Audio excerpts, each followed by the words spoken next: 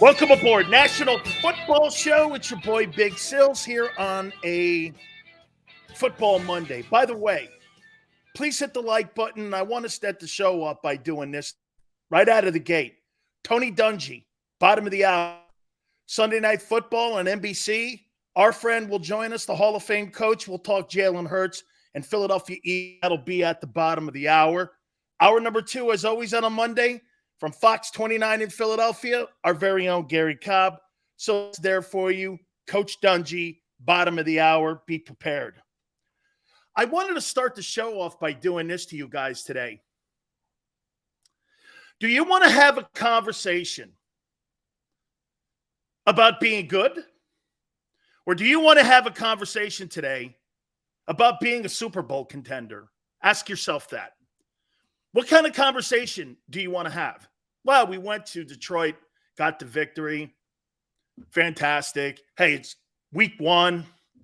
What other off-ramp do you want to use? They were rusty. You can use all those excuses for really kind of a decent effort. You see, the one thing that I'm going to do here is I'm not going to be like everyone else here, and I'm not going to put my business cap on. I'm going to put my football cap on today. And I'm going to lay it out there for you. And I'm going to tell you exactly what I saw. Okay? Here we go. By the way, thank you guys. Mike, 215, Daz, Savvy, 5-star, thank you for all coming aboard here as everyone's waiting Coach Dungy at the bottom of the hour. 38-35 win against a Detroit Lions team that was very fired up, and you got their best effort. Okay, let's start there. It's fair. Well, let's also be fair. I thought the Detroit Lions defensive line, especially when it came to pass protection, I thought they owned the Eagle O-line all day long. I thought the offensive line absolutely had the pink slip on the front 7 of the Eagles all day long. I actually thought the secondary played well for Philly. Kaiser White, as I've said, he's going to make the Pro Bowl. He's a good-looking football player. So overall, I'm not giving anybody a B for that thing. Probably C-plus effort. Maybe a B effort. Getting out of there. I told you needed to make a statement. One. You know who made a statement? The Chiefs. I don't need Tyreek Hill. That guy, Patrick Mahomes, had passes. There were teams that made statements. Eagles weren't one of them. They kind of long that entire game and let everybody back in. I'm going to get to all my hits here in a minute. Okay? Let's start out with the guy who's in my bullseye the most. Jonathan Gannon, the defensive coordinator. Let's take a look at some of these stats that are in the game here and what came out in here. The Lions were 9 of 14 on third down. They put up 386 yards in total offense on the so-called Dream Team defensive team. They rushed for 181 yards. And they put up 30 points. My opinion, that's not a very good effort. Jonathan Gannon, are you going to try to tell me with all the new faces on that side of the football, you see a different Jonathan? The horrible angle tackles? Did you see anything that made you think that defense was better? I thought, like I said, I thought the secondary was pretty good. I thought the linebacker play wasn't bad.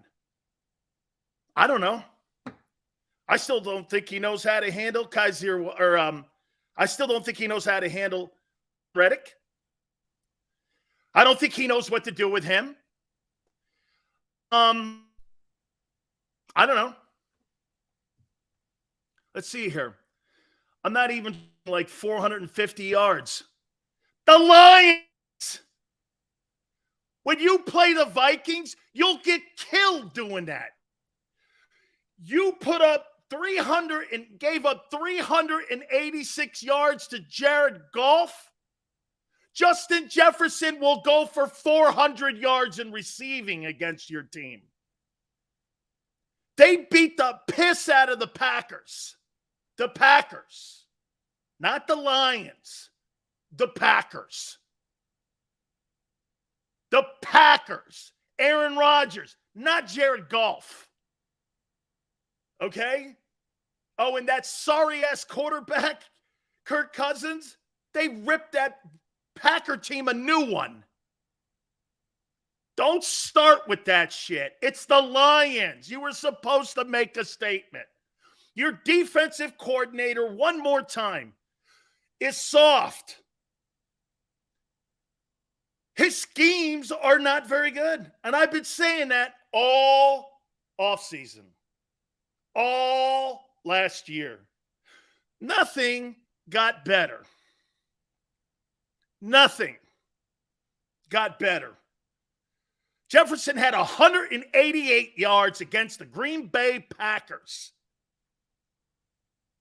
who have won 13 games the last 3 years. You know, quite frankly, I don't really think that game was close. Okay? I don't.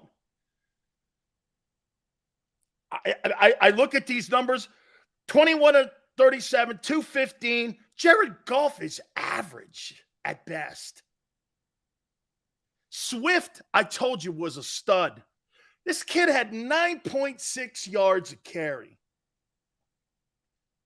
Swift had almost 10 yards a carry. By the way, I'm sorry to say this to you guys, and I know you guys are not going to like when I say this to you. Fletcher Cox does not belong as a starter on the Philadelphia Eagles front four. That guy almost looks out of gas. He was getting completely blown off the ball. So was Hargrave. Those guys were knocked off the ball, and they lost first down almost every single series. There was a stretch where the Eagles got 3 and outs. I think there were 3 of them in the game. But after that, man, they lost first down almost every sequence. I told you, you got to win that. They were one of the worst teams in the NFL last year on first down, and they were in that game as well. Massive chunk yards. That front four needs to have a come-to-Jesus conversation because that ain't it. That's not championship effort. Some would go, Sills, it's week 1. Do you want to have a conversation again on being a Super Bowl champion, or do you want to have a conversation on being good? Okay? I don't see – you guys keep telling me with all the money that they spent on that side of the ball that team was going to be better. That didn't. It surrendered almost 400 yards in total offense and 35 points to the Lions. You're telling me, really, you got better? Where? Now, again, if you guys want me to walk back and you want to be decent, hey, nice win on the road. Or do you want to be a Super Bowl talk? That was not a Super Bowl effort. Jonathan Gannon and that defense, dude, that's a C- effort. I didn't see it. They were out of shape. You could tell that they didn't have reps. That team wasn't ready to play. Tackling angles were awful. Awful. I got to say this one more time. Fletcher Cox, he better show me. And by the way, time to get big fella in shape. Because Jordan Davis, when he was in, I thought he looked pretty good. He just doesn't have the conditioning yet. He needs to get in better shape. Because Fletcher Cox, yeah, just about out of gas. You got a player right now on the 19th hole. He's having beers. He ain't even on the 18th green. Okay? We started slow last year as well. Yeah, because you guys took those powder cake reps during the exhibition season. Didn't play anybody, and it showed. Your defense, that was not what I was expecting. Far from it. Your coordinator has not done anything to impress me. Now Jalen Hurts. Let me start with the good with Hurts. Boy, I'll tell you something, man. He just puts a knife in your back on 3rd and long. And when you don't have anybody spying him, he breaks your will like that. And he must have broke the Lions' will on 3rd and long at least 8 times in that game. The Lions had it. Had him. But he broke the will down. And to his credit, he knew he had to. Because you know why? The O-line was a sieve in pass protection. I'm sorry. A, for running the ball. D, for pass probe. They couldn't protect the kid. He was running for his life. The pocket broke down numerous times back there. Every guy, all 5, whether it was a communication, how many times did you see Sayamalo looking back at the quarterback because he couldn't hear what was going on? The communication, and that's from not playing in the exhibition season. That's not playing as a unit. The communication out there between the O-line and the quarterback was not very good. Not very good. And Hurts, to his credit, kept series alive with his legs. Jalen Hurts, as a runner and as a guy to get out of issues, is one of the better guys in the league. His relationship with A.J. Brown, great. But fundamentally and technically wise, let's say this. Did that offense get better? I don't see how it got better. You want to hear something? He had 10 catches for 155 yards at A.J. Brown. And by the way, he's a cross between Michael Irvin and T.O. He's special. I'll get to him here in a minute. But Jalen Hurts still can't read multiple receivers. You want here's the telling stat in this game. Brown had 10 catches. Do you know the other 6 guys combined had 8? Let me say that again. Devontae, Quez, Goddard, Pascal, the backs combined had 8. He still can't find the other receiver. He still can't read defenses. It was plain and simple. Any person with a brain could see that. If A.J. Brown wasn't open, he ran. Many times he had to. Because he agreed, GT, he had to, because the pocket broke down. Absolutely. 56% completion percentage? I don't know.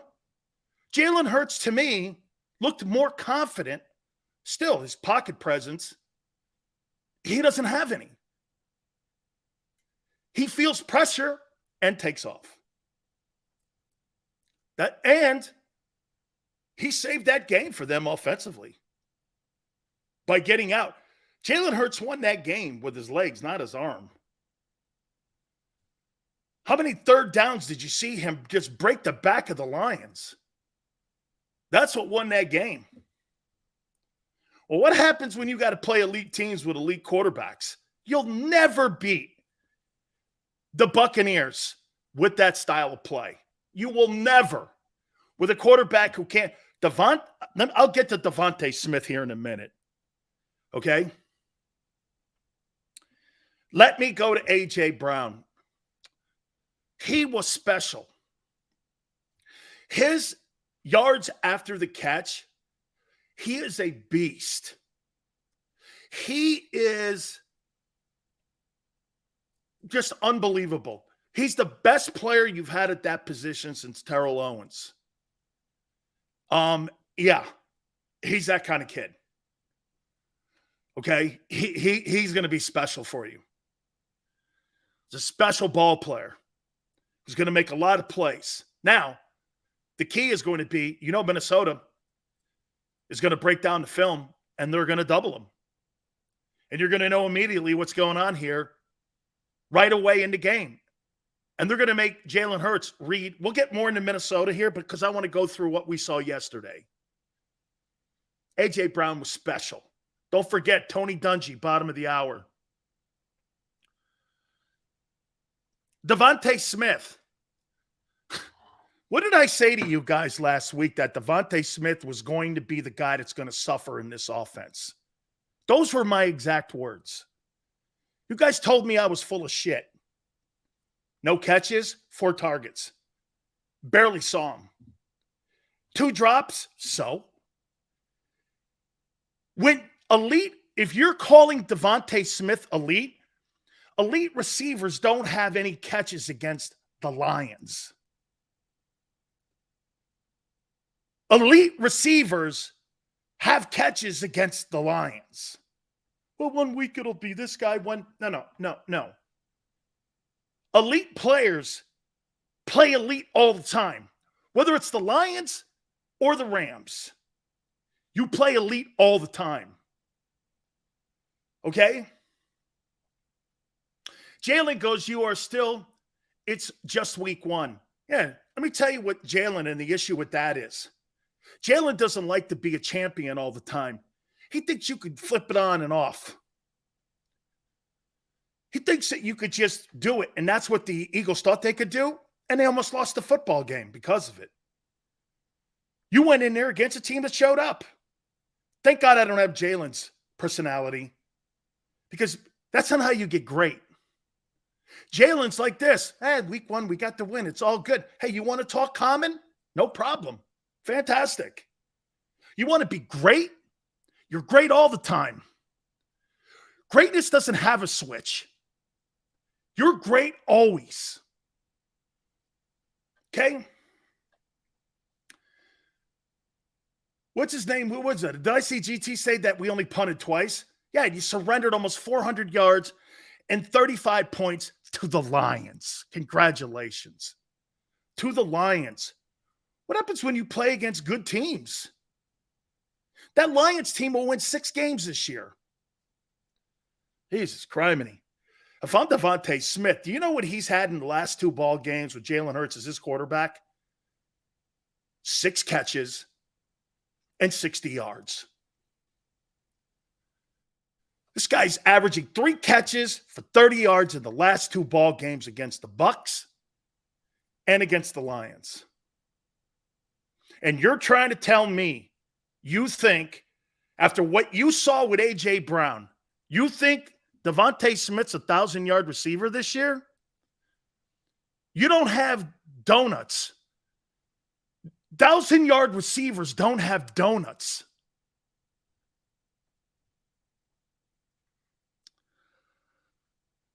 That D-line is overhyped. Overhyped. You got to make plays, son. Hardgrave? Sure. Jesus criminy. The majority and the bulk of your salary cap is 2 players there.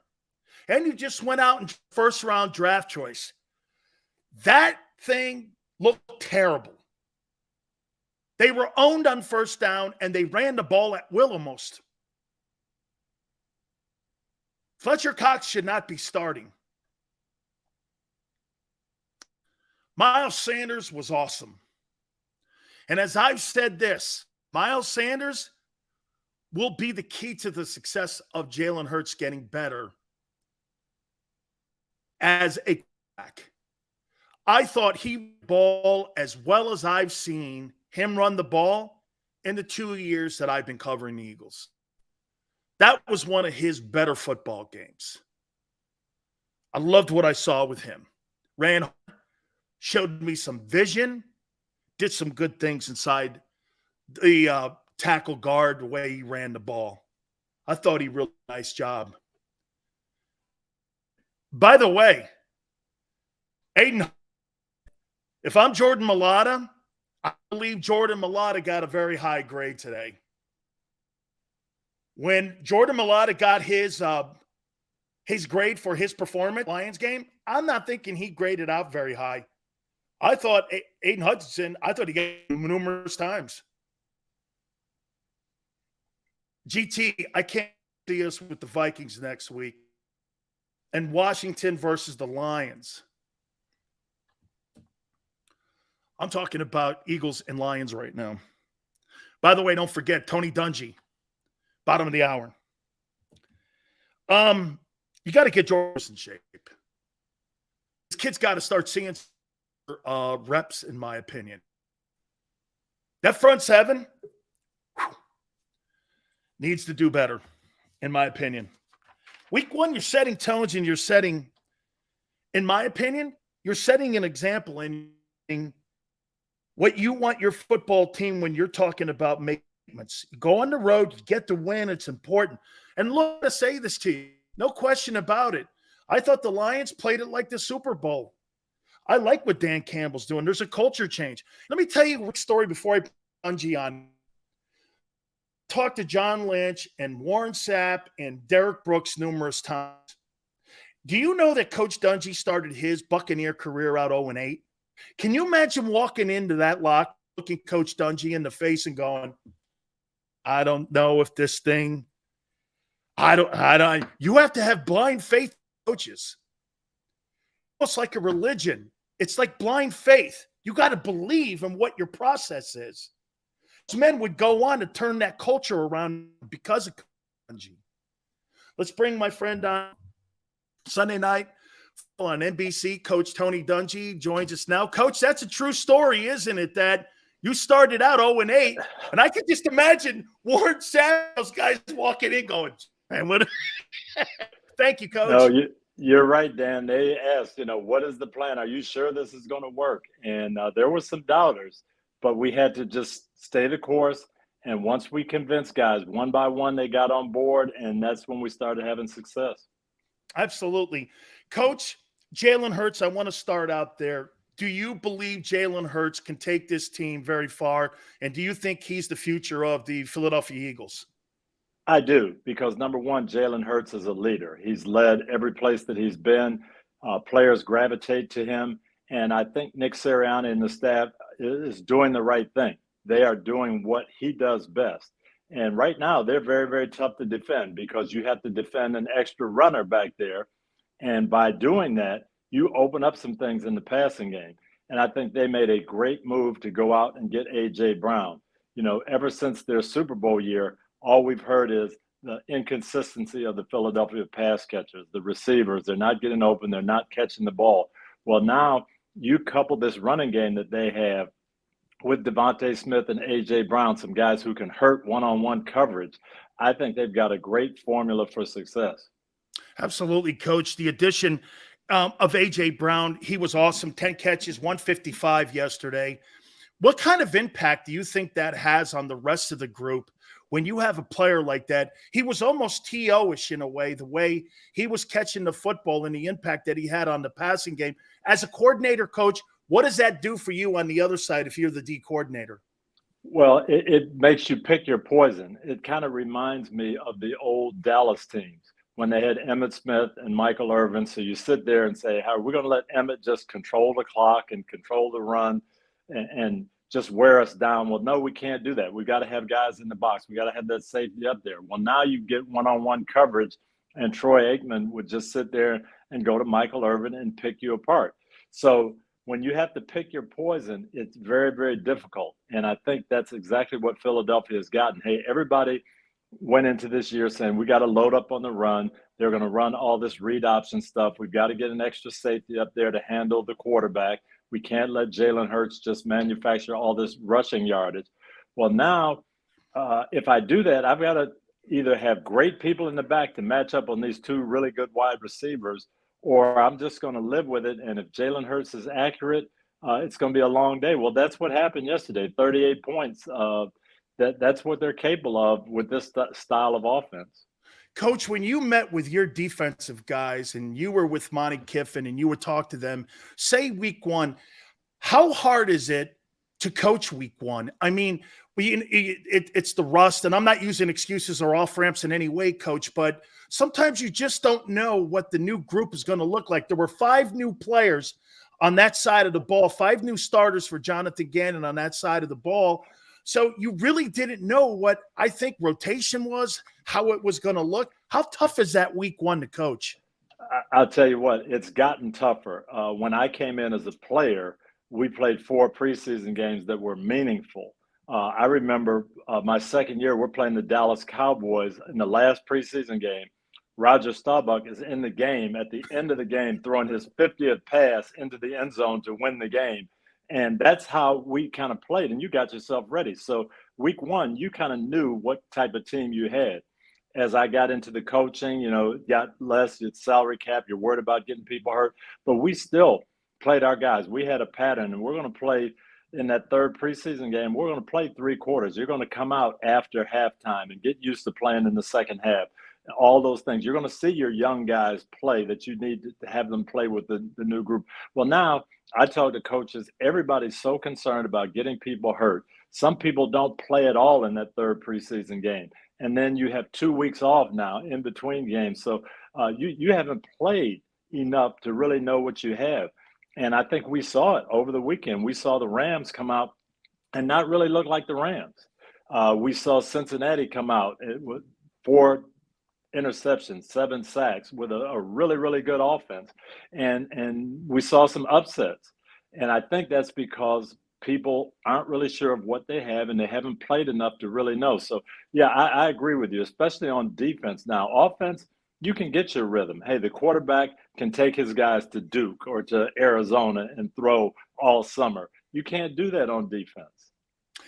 Coach, when you're hiring a coordinator, especially like your forte, which is D coordinator, and just me being around Monty Kiffin, come on, Sileo, run that back. I mean, we're over there at Pep and Rude, Coach, and we're sitting there. He's getting me off the rig. Come on down here, run the back. And I'm going like, okay, well, that's Monty's personality. And there's Jonathan Gannon, who's this personality.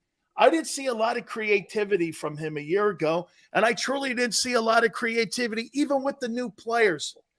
Do defensive coordinators, I guess my question is, do D coordinators change their stripes? Is it really who they are, like a Jim Johnson or a Buddy Ryan or yourself? I mean, don't you play to the personality of your coordinator? You do, and that coordinator does what he believes in and how he grew up. I grew up on Chuck Noll. Hey, basic, fundamental football. We're going to be where we're supposed to be. We're not going to make mistakes. We're going to out-hit the other team. There's not going to be a lot of frills and a lot of gimmicks. Monty, on the other hand, was 1,000 miles an hour, stuff coming from everywhere. I interviewed Todd Bowles for our show last night, and Todd Bowles came up under, Richie Pettibone and Jim Johnson and, all these guys who pressure. And that's Todd's MO. That's his mindset now. We're going to put heat on you. So I think you are who you are. You have a philosophy you believe in, and pretty soon your players start to buy into that. Warren sent me a text the other day. He was watching some football game. He said, "What are all these guys doing with their shirt tails out? You would never let us practice with our shirts out." So things that you say to them, it carries over and it ingrains in their head. Absolutely, Coach. I mean, 35 points they surrender against the Lions. I think Chris Spielman and those guys up there are bringing a new attitude. So I expected that. And just a lot of new faces on that side of the ball. Coach, do you make the defense simpler when you have new faces early, and then do you open up the playbook as the season progresses? You have to. You have to get those young guys feeling comfortable and confident in what they're doing, and then you ask them to do a little bit more. But you don't want a guy out there thinking. That's the worst thing that can happen. I'd rather give up 35 points and have those young guys playing hard and playing aggressive because I know they'll get better. But I don't want that young guy out there with 50 things going through his mind and being paralyzed by analysis. So I think you'll see this Philadelphia defense improve as the season goes on. Couple last questions for you, Coach. The injury to Dak, in your opinion, how does that affect the Cowboys? It looks like between 6 to 8 weeks when it comes to it's either an injury in his hand or wrist. That he had surgery today. How does that affect the Cowboys? Well, I think it definitely affects them. And going into the season, you could make a case. Is Philadelphia the favorite? They've added some new pieces. Is Dallas the favorite? They've still got a good thing going. I think with this injury, you have to say Philadelphia is the favorite right now in the Eastern Division. Dallas is going to have to play defense and run the ball and hang in there for the next 6 to 8 weeks and see if they can, put something together in December. But I think this injury definitely makes Philadelphia the favorites in the East. Coach, Wentz, people are going, well, it was the Jags. Well, there's more to that. And as you know, I tell everybody, hey, don't ever go to an NFL game going, it's just them. Because I played in NFL games, great teams. It's that much between the great teams and the bad teams in the NFL. It's that close. And I thought this for him. He played against his former coach, Doug Peterson. That's the team that got him fired last year in Indianapolis. He goes and wins it, has 100 quarterback rating, 4 touchdowns, 300 yards. That's got to be something in that Washington locker room, which has had so much discord with all the chaos that's gone on in the organization. That had to be a pretty good moment for Coach Rivera. I think it was a good moment for Ron. It was a good moment for Carson, too. Carson Wentz was playing like an MVP in Philadelphia when he got hurt. He was a good player for them. Okay, he plays a year and they get disgruntled in Philadelphia. He goes to Indianapolis, plays well at the beginning of the year. They have a couple of bad games at the end of the year, and all of a sudden he's the problem. Well, I think Carson Wentz is a pretty good player. And I think this really probably did something for his psyche, definitely did something for his teammates. He knows right now he's got a coach who believes in him. And I think Washington is going to be a tough out this year, and I think Carson's going to have a good year. Coach, I end with this with you. You're saying that you're very simple in Pittsburgh. It's pretty simple when you have me, Joe Green, and Mel Blount in the secondary. When you got Jack Ham and Lambert and them, that's a pretty tough group there. Coach, thank you so much, my friend, for doing this. It's an honor to have you on. You know how much I respect you so much. And by the way, your program that you're doing for all the dads, do you have anything on the table right now that you guys are working? I know it's based in the Tampa area. Can you tell me a little bit? It goes out nationally. It's called All Pro Dad. It's been great. I'm really proud of it. People can get on the website. It's for men to be better dads. We have a lot of resources to help them. They can get an email every day with what we call the play of the day, a tip for dads. You can get a lot of resources there. allprodad.com. Visit us. I think men of all ages would love it. Coach, do you know that Derek Brooks to this day sends me a text every day and says this? I get a text from Coach Dungy. He goes, Sills, what are you going to do today to be a better dad to your daughter? And what are you going to do to be a better husband for your wife? And I get this Coach, I get this every day. And he goes, I get it from Coach Dungy. And I go like this. Wow, okay. So just so you know, your influence on Derek DB sends me that each and every single day too. It's funny, Dan, when we were trying to put that program together in Tampa, we talked about that a lot. We talked about it more than we talked about winning. How are we going to impact the community? How are we going to make Tampa a better place to live? How are you going to make your home a better place? Because I really believed if we did those things, it would carry over onto the field.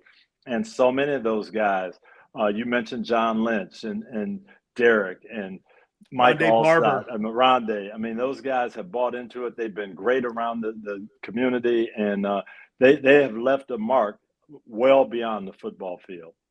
Absolutely. Coach, thank you so much. We look forward to watching you broadcast again on Sunday. Thank you, Coach. All right. Thanks, Dan. Great to be with you. You bet. The legendary Tony Dungy, Pro Football Hall of Famer, with us here, and we really appreciate him coming aboard. I hope you'll go on his website too, because it really is impactful when it comes to being a better dad, being a better father. Thank you so much. Hey, my friends, let me just put this out there to you as well. Bottom line is this here. When you're talking about finding an attorney that is going to represent you to the best of their ability, it has got to be Morgan & Morgan. Look, if you're hurt or injured on the job, there's no other attorney firm that's going to protect you. For the people is not just a slogan. It is who they are. It is what they do. With their over 600 attorneys in offices in Philly, New York, and in Florida, They're there to protect you and to defend you. Look, the call is free. 800-512-1600. 800-512-1600. The consultation's free. 800-512-1600. And when you call Morgan & Morgan, tell them Big Sil sent you. Many times when people are injured at a place of business, they don't realize they may have a case. The fact is, injuries should not happen. And most of the time when someone is injured, someone is at fault. Maybe the store manager installed a cheap, slippery floor, or there wasn't proper security. After an injury at a hotel, restaurant, store, or any place of business, it's so important to call us. Time matters, size matters. Morgan & Morgan, for the people.com.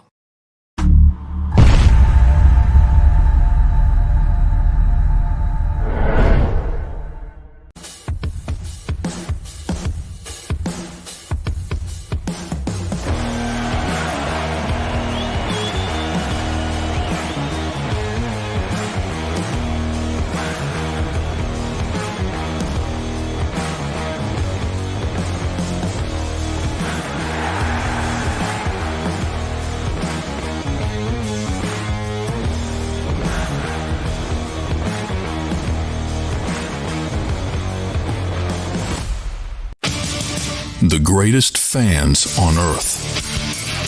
It's a bold statement, but would you expect anything less from Philadelphia? 58 years of heartache creates a toughness, a grit, a resolve not found in most. Sure, our prayers were answered, but now that we've had a taste, we're looking for more. Pondley Hockey, official partner of the Philadelphia Eagles. Do you stream on a Roku, Fire Stick, Android TV, or Apple TV? Now you can watch 6ABC 24/7 with the 6ABC Philadelphia streaming app. The big story on Action News. Search 6ABC Philadelphia and start streaming today. Go passionately. Go fearlessly. Go confidently. Go Birds! Go confidently towards your goals with First Trust, Philly's hometown bank for nearly 90 years, and the official bank of the Philadelphia Eagles. We're focused on getting you over the goal line. So go with conviction, go with trust, Go Birds! and go forward with us by your side. First Trust Bank, the official bank of Philadelphia dreams. Oh, and go Birds.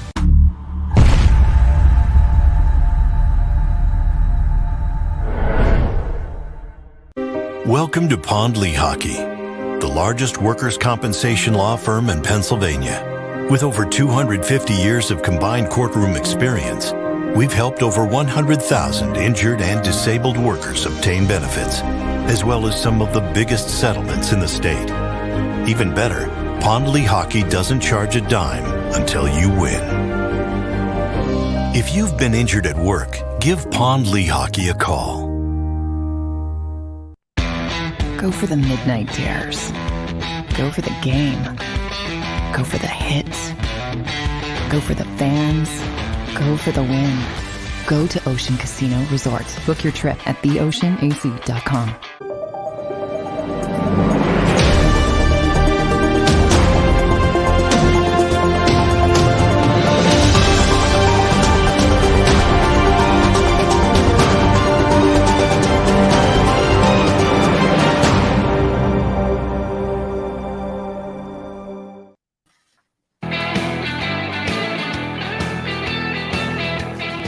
Big Sil, National Football Show, Football Monday. Please hit the like button.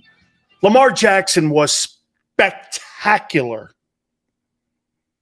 Spectacular in so many ways against the Jets. And here's why. He limited his rushing through plus 25 plays, and 3 of them were touchdowns. His accuracy, his ability to throw from the pocket, his gambling on himself turned down what some are saying a $297 million contract over 7 years. Okay? Investing in himself. Spectacular. Yeah, Richie Mack, everyone's great against the Lions too. Hey, turn that same You surrendered 400 yards almost to the Lions.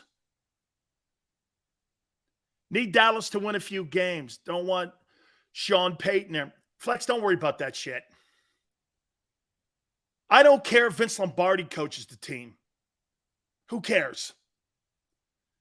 Go beat him. Who cares? Who cares? Sean Payton, 9-7 in the postseason. You're really frightened for that. Yeah, because him and Breeze really overachieved there. Everyone always is like talking to me because he's on TV that Sean Payton was some sort of like postseason guru. He's 9-7. Is that, I mean, if you're going to rip Aaron Rodgers, what's Sean Payton? I don't know. Sean Payton has a great postseason record? No, he doesn't. I said Lamar MVP. I think it's going to go between Josh Allen and Lamar Jackson this year. By the way, the kid in Kansas City may be saying this to me too. Hey, Sills, don't forget me over here. Okay? They're going to take Will Anderson. Hey, man, Will Anderson, Texas played them as hard as they could. Texas played Alabama over the weekend like it was the national championship game. That was the best Texas game I've seen Texas play in 13 years. That was the best Texas played. The best. Ravens defense helps him with field position. Yeah, well, there's no question the Eagles defense didn't help anybody yesterday. They had one stretch where they went 3 and outs 3 times. After that, the shit effort. Across the board. And by the way, that's not just Jonathan Gannon, too. That's also player accountability. Let's not let the players off the hook here. Where was Hassan Reddick? Dude, the guy was like Casper the Ghost. I didn't see him. Honestly, man, you could have had a milk carton for Fletcher Cox. You could have put Fletcher Cox's face on a milk carton and said, have you seen this guy? I mean, I thought he was kidnapped. Where was Hargrave? These guys were getting blown off the ball on first down. You paid all that money in the offseason for what? I didn't see anything better. And one thing, too, about Jonathan Gannon and his situational blitzing, have you ever seen a guy blitz more times in non-critical situations, and when you need to blitz, he doesn't?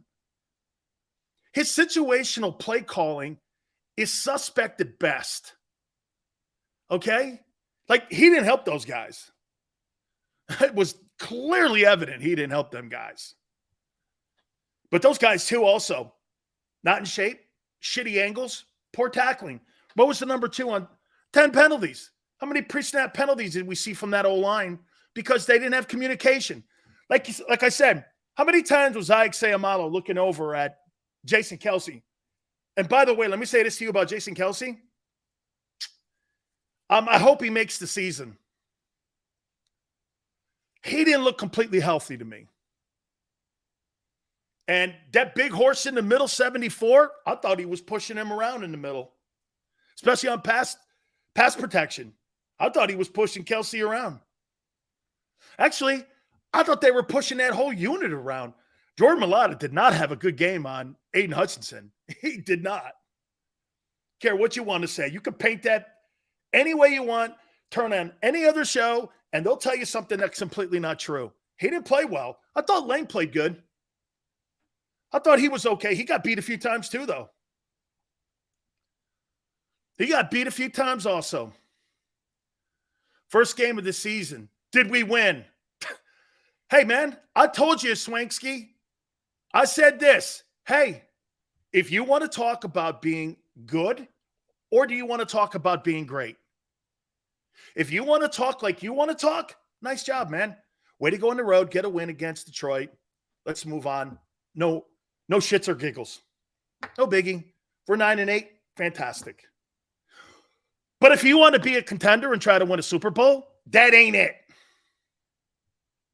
Your most impressive, I'll tell you this, Do you know who made A.J. Brown's day? What player on that Eagle offense made that all happen? Miles Sanders. Miles Sanders, 96 yards rushing.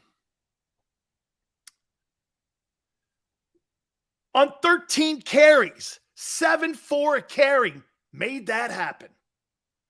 Without that guy running the ball like that, 2 components won that game for you. Not so much AJ. It was great. It was Jalen breaking down 3rd down, 3rd and long, and Sanders is running. He ran hard, man. Thank God he got a touchdown too this year. I'm glad to see that. That's good for that offense. You need that guy to keep improving. I thought he played really well. Okay? Okay, I thought he played well. And there's no question. The Philadelphia Eagles pass protection, I don't know. They're not impressive to me. They're not impressive. When you play a good front four, that's a decent front four. When you play a good front four, you're going to have some problems if you want to throw the ball. Because there were times in that game Detroit was dominating. First series, they dominated them. Bad game, and you're going to ignore that? Jalen does what he's good at, and you're going to ignore – I didn't ignore that. I told you. He won with his legs. Don't talk to me about being 56% completion percentage and telling me that he had a good day when nobody else on the play chart was a factor. A.J. Brown had a great day. The rest of them, you could have kept him on the bus. What did Devontae Smith even dress for? Okay? What did he dress for? 4 targets. Well, he had 2 drops. So? T.O. had drops. All the great ones have drops. But you're trying to tell me that Devontae Smith is a number 1 wideout and he put up a donut. Now, is that on coaching? Is that on the quarterback? Is that on the player? Yeah, yes, to all of it. That was a horrible. Do you know that Patrick Mahomes threw to 9 different guys? 9 different guys. And that went over the Cardinals. And you know what he told people? I don't need Tyreek Hill. Everyone thinks we need Tyreek Hill. That's not the case. It's just going to look different this year. We're going to spread it out. That guy can spread it out. Jalen Hurts cannot spread it out. Dude, he sees one guy, takes off. One guy, takes off. That's not a pro offense. You're never going to beat elite teams with that offense. Ever. And your O-line can't pass protect. You play against good football teams, you'll be beat like you were against Tampa. To me, I looked at that Lions game, and I went like this. Well, the offense got a little better with AJ, which did surrender 35 points versus 6 a year ago. So who got better? The Lions did. The Eagles kind of like stayed the same. The Eagles stayed the same. The Lions are the team that got better. Doesn't that crush your mind when you watched that game yesterday? We said that the Eagles were going to win that ball game. I thought by more. Fooled me. How don't you know how to put a team away, too? You're up like 31-17. You let that team roll back on you? Dude, you can't do that to Minnesota. They'll put up a 50. They'll put up a 50 nugget on you. Hurts threw it deep to Brown and no one else. I said that.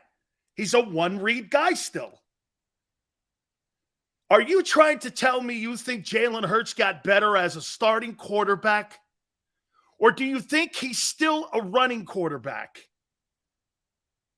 You don't really come away from that game impressed with his passing. You can't.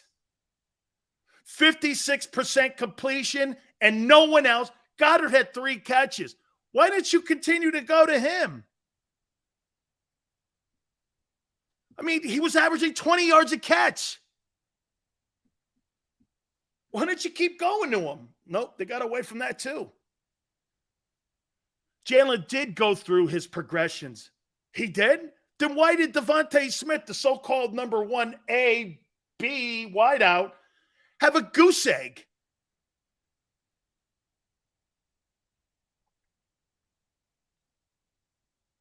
Want to know, baby.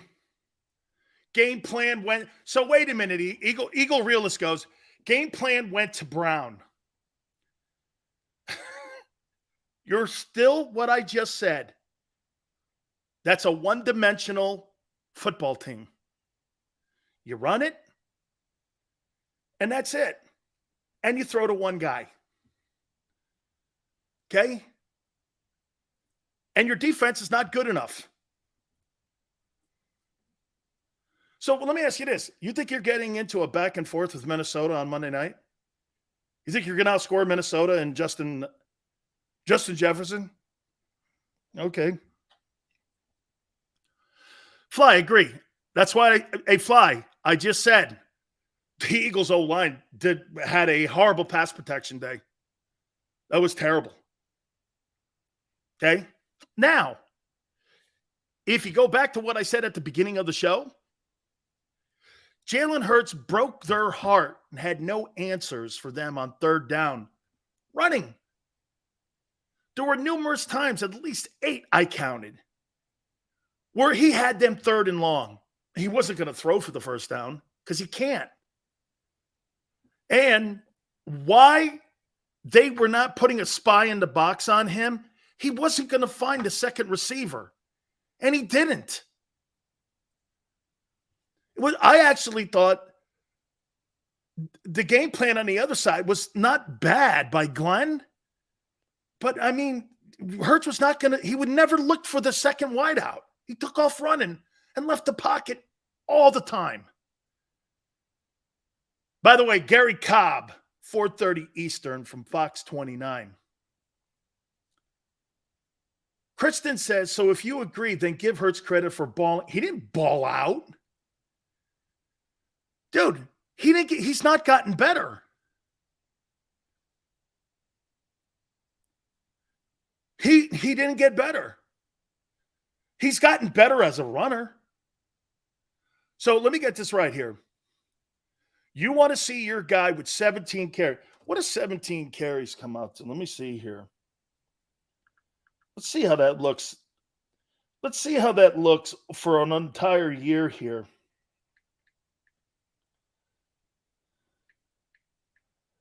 So you want Jalen Hurts to carry the ball 289 times? He'll never finish the year. You want Jalen Hurts to have almost 300 carries this year, and you think he'll make the season? That guy will be hurt by week 11.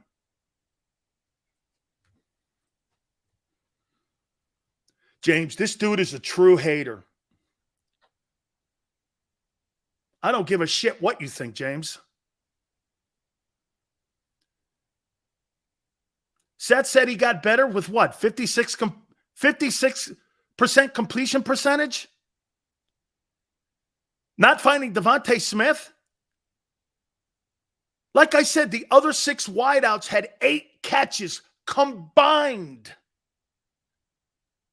Combined to AJ's 10.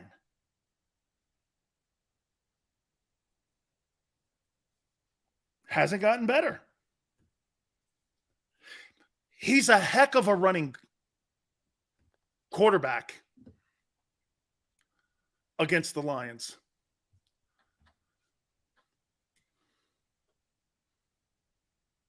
We'll believe you when we see it, Sells.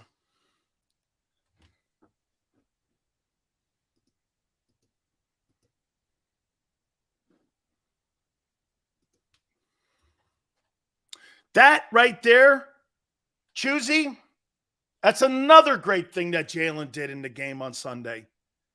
0 turnovers. Here, let me give you the positive here. Again, one more time. 0 turnovers. Killed the Lions on 3rd and long with his legs, not his wheels, really. AJ is a yak freak show. Okay? Miles played well. I really enjoyed watching Miles Sanders play. Really enjoyed it. The O-line, A for running. What'd they run the ball for? 216? Fantastic. Fantastic. Pass protection, D. Mulata was beaten. Dickerson beaten. Kelsey beaten. Sayamalo had issues with communication. Lane kind of played well. That whole group, if you're watching that film today and you're watching the way the Lions ran around you, it was just like what Brett Brooks said today, lack of reps. Okay? Flex, Hurts' problem is when he senses pressure, he tucks it and runs. But they're here, you know what, Flex? You know what, though, Flex? If they're coaching him that way, okay. If they're coaching him that way, that's fine. But when you're telling me that you're trying to open up the passing game, just because A.J. Brown had 155 yards, that's not opening up the passing game. You had one guy show up. He got his numbers. No one else did. So how you feel if you're Devontae Smith the last 2 games? Good or bad on that offense? Well, you think it's going to get better? You think Devontae Smith's numbers are going to get better? I told you he was going to suffer this year. He's not getting 1,000 yards. He might as well not even played in game 1.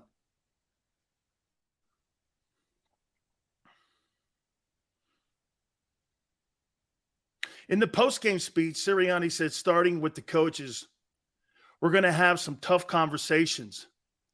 Your thoughts on that statement? That's a great comment if Sirianni said that, because I would have conversations with the O-line, clearly the coordinator, and the defensive line. That defensive line was a no-show. A no-show. Dude, it was tough seeing Derek Barnett injured. You know, guy fought back, man. I felt for the dude going over to the side. Okay?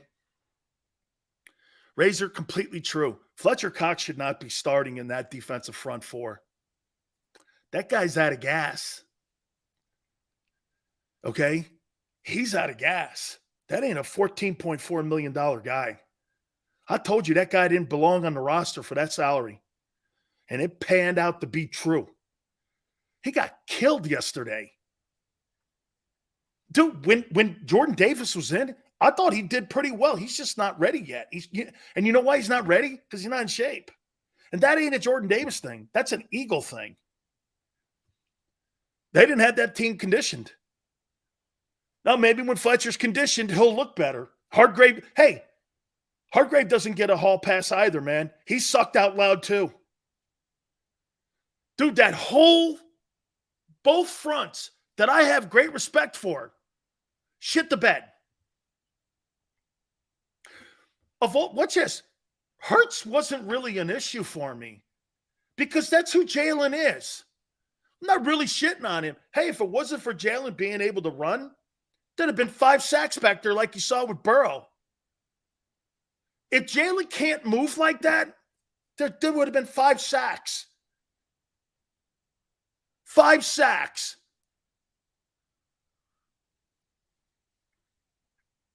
Kaiser White was special. Please don't.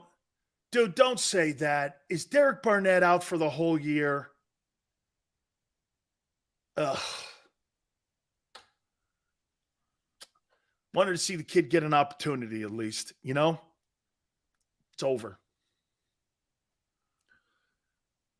Jalen had a game. Look at what this person said. Similar to Kirk Cousins yesterday. The only difference is they were playing the Packers, not the Lions. the Packers and Aaron Rodgers. They were playing, and you were playing, Jared Goff and the Lions. The Vikings were playing the Packers. Yeah, Jalen played, and Cousins had the same kind of game. The only difference is you're playing one of the heavyweight champions of the world in the NFC, not one of the turds of the NFC. You got to be kidding me, man. Oh, don't worry, man. Kirk Cousins. Hey, oh, no way. Who said, oh my God. Oh, hey, way to go. Look at Xander. Who said that Jalen played like Cousins?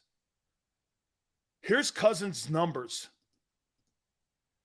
72% completion percentage, 277 and 2 touchdowns.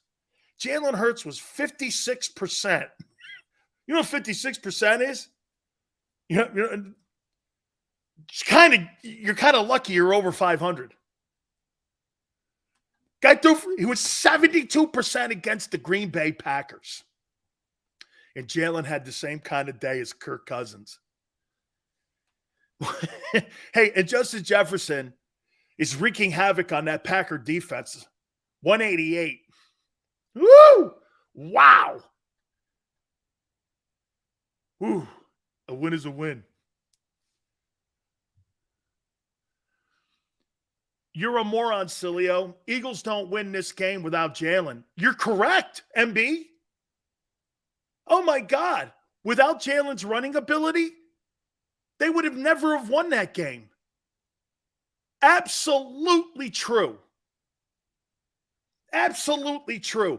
If Jalen Hurts can't run and he couldn't get away and he couldn't run for 90 yards or whatever he ran for, absolutely, they would have never won that game. They ain't winning games with his arm. Hey, one read Hurts. That's my new name for him. One read Jalen. Here's Jalen Hurts.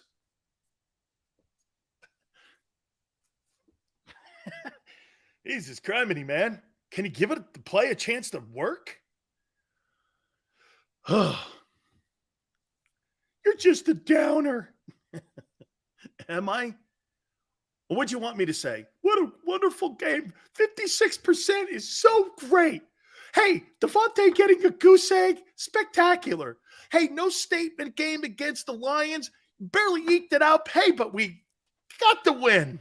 Congratulations. I need some pom-poms. Debbie Downer. I can't take it because Sileo's telling the truth. It's just horrible. Will somebody please stop him from telling the truth? Please. Hey, people are actually on here comparing Jalen Hurts' performance to Kirk Cousins' performance against the Packers, a divisional opponent. Oh my God. I knew this day was going to be a lot of fun. I listened to all this bullshit, man, on the radio stations and everyone else talking. Hey, guy got better. How did he get better? No one else touched the ball. Same offense. You're still the same team. You actually got a little worse on defense because you know why? Your coordinator can't figure out all the chess pieces like I said he wouldn't. Hey, I thought the communication in the secondary was way better than I thought. There was better communication in the secondary of the Eagles than on the Eagle O-line.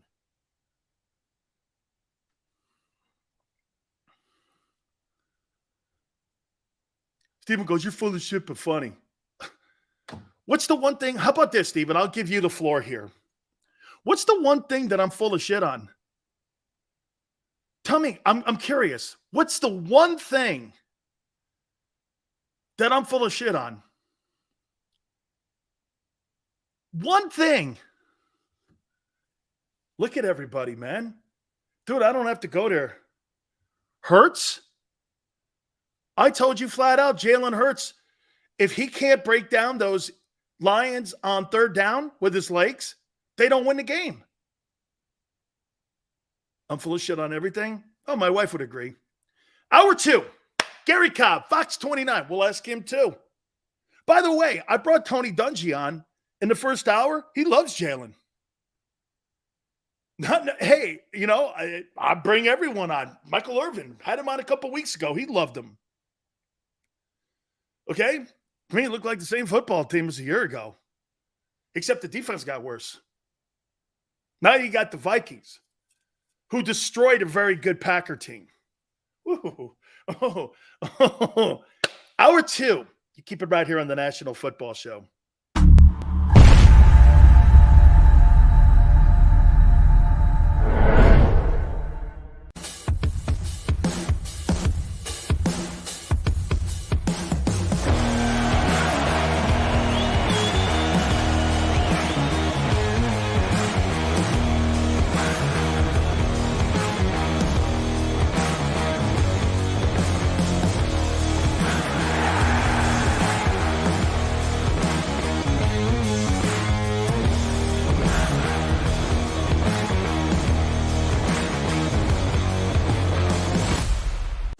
Philadelphia fans were cut from a different cloth. Born into a brotherhood and bonded to our team for life. We believe anything is possible because we've witnessed the impossible. While we may be from different neighborhoods, come Sunday, we are one and we will be heard. Pondley Hockey, official partner of the Philadelphia Eagles. The faces you know, the team you trust. The Delaware Valley's leading news program, Action News. Go passionately. Go fearlessly. Go confidently. Go Birds! Go confidently towards your goals with First Trust, Philly's hometown bank for nearly 90 years, and the official bank of the Philadelphia Eagles. We're focused on getting you over the goal line. So go with conviction. Go with trust. Go Birds! And go forward with us by your side. First Trust Bank, the official bank of Philadelphia dreams. Oh, and go Birds.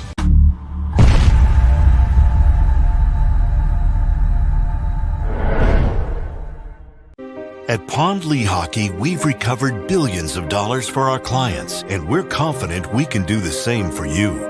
With over 250 years of combined courtroom experience, we've helped over 100,000 injured clients obtain some of the largest settlements in Pennsylvania. One conversation is all it takes to help you and your family get back on track.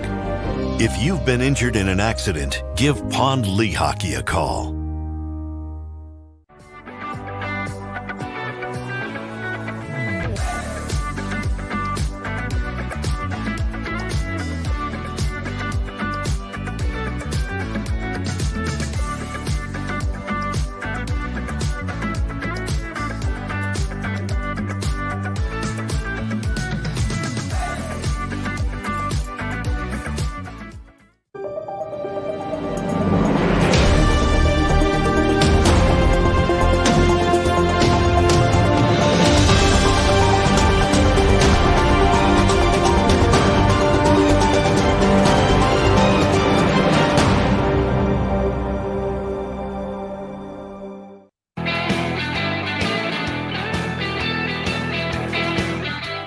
How's that Trey Lance experiment working out there in San Francisco? Please hit the like button. Thanks for coming aboard. How's that thing working out in the Bay Area? Oh, my God. What a train wreck that thing is, man. Oh, man. Hey, you should have seen it over the weekend, too, man. All the 49er fans. They're not like tweeting me any longer and, you know, asking me for my Venmo, making bets and such. Because they're all of a sudden going, well, you know, I could say maybe that ass is right. Maybe he's right. Dude, Trey Lance? Okay, Trey Lance. Really? Man, I watched that guy play, man. I couldn't tell. I mean, shit. Kid, you can't beat the freaking Bears? They're awful. Wow, man. Jimmy G, I said Jimmy G will be the starting quarterback in 4 weeks before the game started. Now it's 3. I put an hourglass on my Twitter page. And the sand's just rolling through it, dude. I'm not wrong about the Packers, Paul. Last year they got crushed in the opener too and went on to win 13 games. Hang in there, kid. Hang in there. Not wrong. Not wrong. They'll get there. They'll get there. I told you the Vikings were going to be a football team that was one of those dark horse teams. Shit, Xander's been saying that since February. Xander says, watch out for this Vikings team. This was in February. And I said, I agree. Okay? That's last year, Sills. Oh, yeah, I know. You're going to bet against Rodgers. Okay, well, you know what? I'm gonna hang there. Just like after people were trying to replace Tom Brady after Kansas City kicked the shit out of them. And what's his name goes, we're on to Cincinnati. And I'm like, I'm going to hang in there. I'm not going to go one start and bench a 2-time consecutive and a 4-time NFL MVP. Whatever, guy. You go right ahead. I'll bet on Rodgers. Whatever, dude. Right. Dan is mad that a guy that looks like Lance beat a guy out that looks like Jimmy. I have no idea. What's that mean, looks like? Are you talking about quarterback styles? I have no idea what you're talking about. What do you mean looks like him? Please be more, not in codes, because I'm not really that smart. I don't talk in codes. So if you cannot be a snowflake and say what's on your mind, this is not like sports radio where you can't speak your mind. And if you want to make some idiotic take that has nothing to do with me and you don't know me from a can of paint, have at it. I don't know what you're getting to, but maybe I do. Or here we go with the race bullshit. Oh, is that what it was? Oh, yeah, of course, because it's always an easy. Hey, don't worry about that stuff, Dank. It's always an easy go-to for folks. Race has nothing to do with sports. Winning and losing, there's no color to it. Unlike politics, you either win a game or you lose the game. It has no shade. That's why some people can't take it. So they make things up. Like if you're critical of Mike Tomlin and him not having a very good postseason record, that's like racist, but not really. Because if you talk about who's the guy that won all them ball games, and he won 200 games as a coach, and he's 4-16 in the postseason. Marty Schottenheimer. That's not. I have no idea, man. How do you weave race into a talk like today? Lions and Eagles. Only a freaking idiot does that. Man, you got nothing better in your life to do. Fields is a bum. Actually, hey, didn't Fields play a game where he figured out how to win? Like your guy did in Detroit? I'm not going to downplay that. Okay? Seals, you're growing, so they're hating. I know this. It's all good. Welcome to our world, Seals. Dan, please stop feeding these morons. They're idiots. Okay. Yeah, no, sometimes, man, my wife will tell me it's right in front of me, somebody saying something to me. I don't really recognize that kind of stuff because I don't really talk like that. And that's why sometimes I get in trouble because I say anything that's on my mind. And they make assertions off it. Apologize. You're right. 49ers harder to beat than the Lions. Chicago, that's a good win for them, man. That field was terrible. Okay? Chicago should be embarrassed. Should be embarrassed with that football field. That field is awful. It's always been awful. Best thing they had going on back in the day is when it was on AstroTurf. Okay? That thing was terrible. That's where the Fog Bowl was too. Xander goes like this. Fields is going to be good. He needs a new team. Eagles passed on him too. You know what, though? He has gotten better. Yeah, he has gotten better. Justin Fields is getting better. And he figured out a way to win. Okay? He's not going to be a passer too. He's going to have to win games like Jalen. Okay? No, hey, man, that was a good win for him. That was really a good win for the organization and the new coach, Eberflus. So Carson Wentz shows up. And Carson Wentz wins a ball game. And some of you are going to do this. Remember something. Before you say it's the Jags, remember you just beat the Lions. Before you start barking. And remember something about that Jags win over the weekend for Carson Wentz. How many people went into that game in his own locker room going, here we go. Let's see what this guy has. And he had to come from behind. Let's not forget something else about that Jags team. He was fired in Indianapolis because of that Jags team. That Jags team cost him a job as the Colts. Oh, and by the way, did the Colts really tie a ball game against the Texans? And Carson Wentz wins his opener. Okay. Hey. Ding. One for Carson. F for Frank. And the Colts. Actually, Jim Irsay. F. You tied the Texans? And the greatness of David Mills. Uh-huh. Wentz gets a win in week 1. Check. Carson, F. Jim Irsay. 313, 4 touchdowns, 101.1 quarterback rating. Good for him. Good for him. Boy, did he need that. Beat the team that knocked him out of the chance of the postseason and also cost him a job. And he had to win some respect in the locker room with his own Washington team. That's a good weekend for him. Good weekend. Absolutely great weekend for him. Okay? Hurts threw for more yards than Rodgers did. Hey, I guarantee you. Hey, will somebody look it up? What was Aaron Rodgers' completion percentage? Okay? Dude, the only thing that Jalen Hurts did well, there were 3 of them.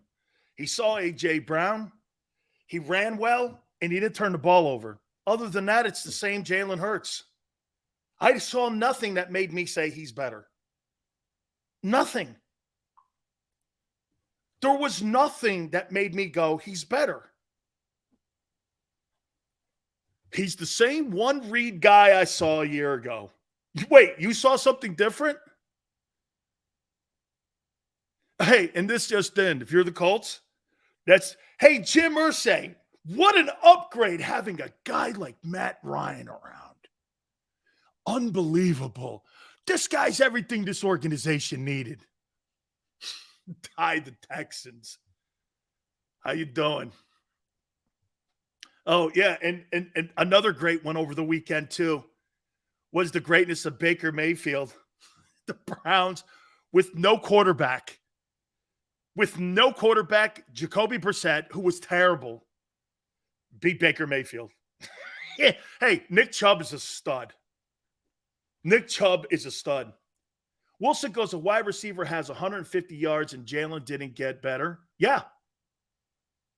When your other number 1 had no catches and had a donut and all the rest of your guys were a non-factor in the passing game, he didn't get better. You got a better player on your offense. That's all it is. He didn't get better. He still can't read. He can only see one guy. He takes off. He doesn't stay in the pocket. What are you looking at? I mean, it wasn't like this guy's like Mahomes going like this. Mahomes is a frightening guy. I don't know how you defend that dude, man. He sits back here and goes like this. Okay? hey, live. Rodgers was 65% in a sorry-ass game he played, too. In a horrible game. He was 22 and 34, 65% completion percentage. Jalen Hurts played as good as he could play, was 56%. Congratulations. Way to go. Here's Patrick Mahomes. Dude, you're a defender. You're like this. This guy's, man, he's looking. Where's the guy open? Over there? Over there. How about over here? Let me flip one underhand. Hey, let me throw it left-handed. Let me throw it right-handed. That guy's a machine, man. How do you defend that guy? That guy sits back there, and his head's on a swivel. He's just looking. Here's Jalen. He's not open. It's almost like he was in the Hans device. It's like a Hans device. Seriously, 5 drops. Of course, other quarterbacks don't have drops in the game.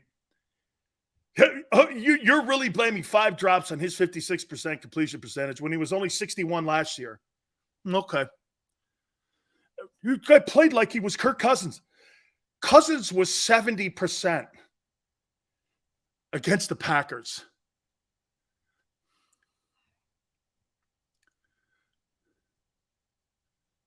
Taco says, hey, Sills, every big shot you got on your show says Hurts is the future, but you don't. Okay? I don't. Because he hasn't gotten better. They don't watch the game they don't watch every game of the Eagles like we do. I agree, Sills. Hurts still looks the same to me. Also, ignore the race baiters. Hey, Steve-O, don't worry, man. Xander tells me that and beats me over the head all the time, too.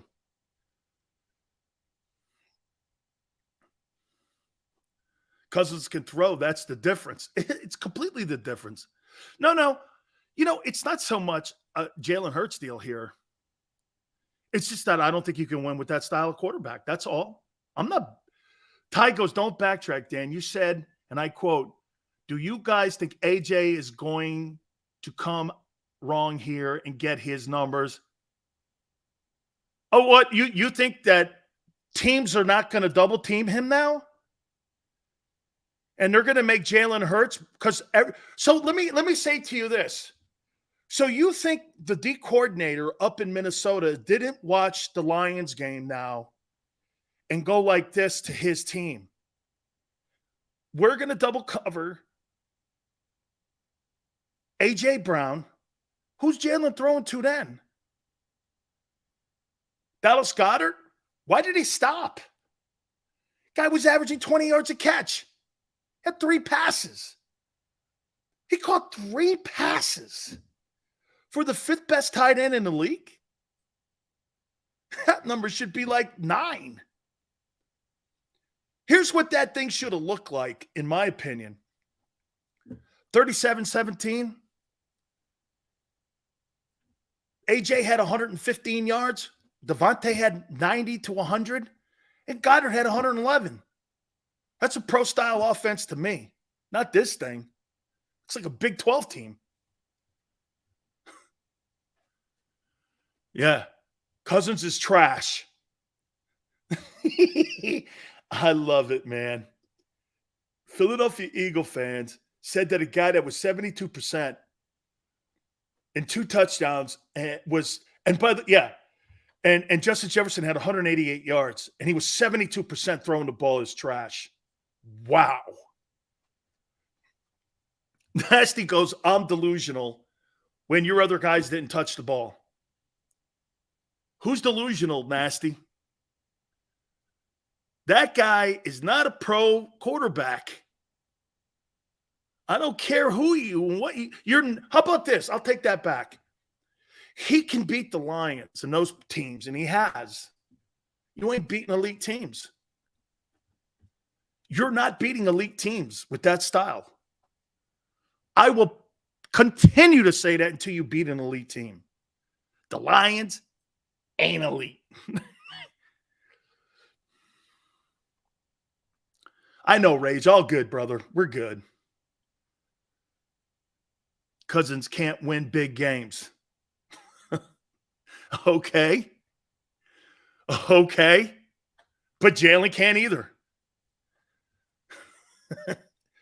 Who wins Monday night? I'm not going there. I'm still on today. Hurts bashing. Hurts bashing. I started my show up by saying they would never have won that game if it wasn't for Hurts. They had no answers for him running the ball. Those 8 third and longs, he destroyed them. They were never going to win that game if it wasn't for his running ability. And if he was a normal drop back guy, he'd have been sacked 5 times because he can't throw. He had to run. If AJ had such a massive game, why was it a 3-point win? You would think with a guy, here, let me get the numbers.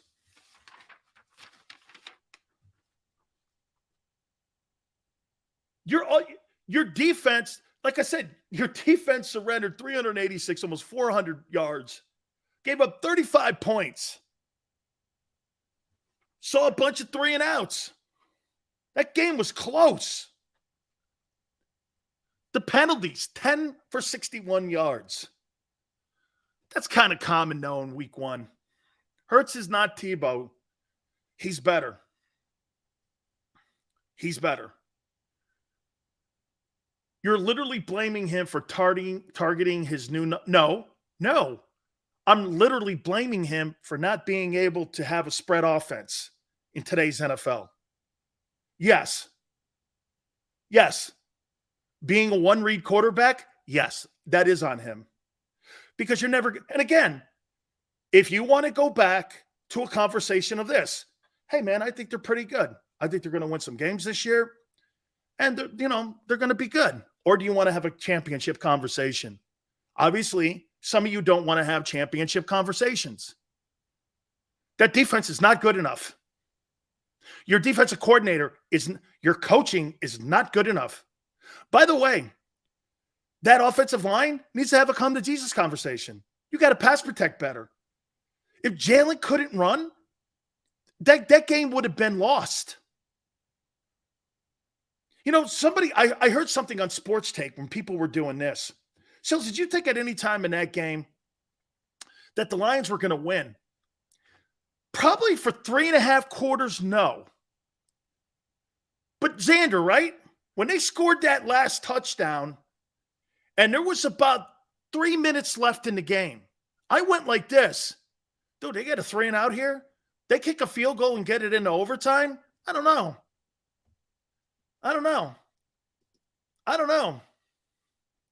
Okay? I went like this. 3.5 quarters. I give it to you. I don't think that thing was close. By the way, Gary Cobb's going to join us here in a couple minutes. I went like this. I don't know.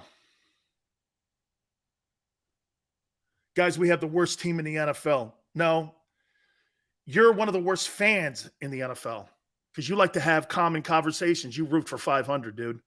Not me. Chris goes, I do. Eagles would have lost an OT. Chris, I'm not saying that. Okay? I'm not saying that. I went like this. Hey, man, you don't want to get on the road and tie it to get into overtime. You know what I mean? They didn't need that. Hurts won the game for us, period. AJ will be a 1,000-yard receiver. Okay. Yeah. Yeah, he didn't win it throwing it. He won it running it. He won it running it. Sills, didn't you say stats don't matter as long as we get the wins? Yeah, well, then why did you draft Devontae Smith if you're not going to use him? Hey, Xander, one of the very first things I said when I came on this network, well, you drafted the wrong guy. Put up a donut yesterday. His last 2 games, he's got 6 catches for 60 yards. And that's going to get better. Okay. We'll see. I don't think so. I think that guy will not finish his career in Philadelphia. He will not. That guy's a 1,500-yard receiver. And for him to have a goose egg on his stat line, it is really, if I was his agent, I'd be on the horn with Howie on Monday morning going, dude, you see, here's the problem that you guys don't understand here. Inside of players' contract, if you have 10 catches, you know how much AJ probably made off that game yesterday, not just his base salary and incentives? Team record, 100+ yards, 10 catches. Guys get bonuses for sacks. There's all kinds of incentives built into your contract. And when you walk off the field, the non-factor, and you were a first-round draft choice, that guy had a Jalen Reagor game. Devontae Smith played like Jalen Reagor yesterday. Is that what you want for year one? Wow.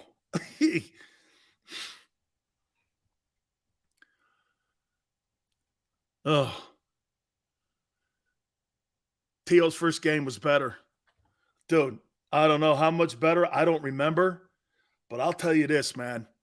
That guy was a freak show last night. Okay? I mean, seriously. So somebody said that Jalen hit Devontae Smith in the face mask. So what? He drops 2 passes, you don't go back to him? Wow. Real good relationship working there. You know, if you have a good working relationship, you hang in there with your guys. Well, let me go to AJ then, because this is better. If I'm Devontae Smith, I'm not happy about that. Okay, so I have 2 drops. What about all the shitty passes you threw last year to me? What about all the grounders you threw yesterday also? What about half the grounders you threw last year? I didn't complain. So you're not going to throw the ball to me now? Pretty shitty relationship, it seems to me. Honestly. I'm glad he's upset because that means he cares. Smith was looking for the ball. Smith kind of deferred to AJ. It's one game, so we should trade Devontae already. Sills just said no to drugs. No. This isn't one game. This is accumulation of last year and this year. What the hell are you talking about? One game. Jalen Hurts is a one-read quarterback, and it's not gotten better. It's not gotten better. You got a better player than Devontae. That's what got better. Still can't read multiple wideouts. His progression reading's awful. And that's what we saw. And his running ability saved the game. Yes, he won the game. That kid from Kentucky, man, going into the swamp. You see that hit he took? Holy shit, man. That kid took a sack in that Florida game, and that kid from Kentucky bumps right back up, throws a 70-yard touchdown strike. I was like, that kid can freaking play, man. Going into Florida, into Gainesville, and winning that game, that kid is made – Will Levis made himself a lot of money over the weekend. Oh, and by the way, I heard the Eagles had a scout there, as did 20 other teams. Okay? The Eagles had a scout in Gainesville. Gee, why? Oh, probably looking at some of the defensive players on the Gators and Kentucky, right? Hey, Xander. The Eagles had a scout in Gainesville. Gee, I wonder why. I don't know. Oh, man. Wentz should have a perfect game against the Lions, and I guess we won't score one touchdown with Hurts. That's a great Aaron Rodgers. Dude, don't use Jalen Hurts and Aaron Rodgers in the same breath. You're going to hurt your head. He hates Hurts. No, I hate his style. Get it right. Okay? Anthony Richardson is Trey Lance from the Gators. Okay? He's Trey Lance. Trey Lance isn't ready. Trey Lance will be ready in 2 more years. He needs to sit like Rodgers did behind Brett Favre. He needs to sit behind Garoppolo because he's not ready either. They're forcing him out there. He's not ready. It's a mistake to play him. And you're hurting the kid. Chalk It Up Sports. Sills, at one point you did say we won't know who or what this team is until about week 4. Let's reserve judgment. I didn't give you an identity yet. I haven't used the word identity because there's clearly not one, except that you're a good running team. You haven't changed that. You're not a passing team. Well, AJ had 155 yards. Yeah, but everyone else was nowhere. And Goddard was off to a great start. I don't know why wouldn't you have stuck with that? You know, can I tell you this? AJ Brown should probably have had 255 yards. If you kept going to Goddard, that guy was going to be so wide open. But after a while, you're only going to one dude. You're throwing the ball to one guy.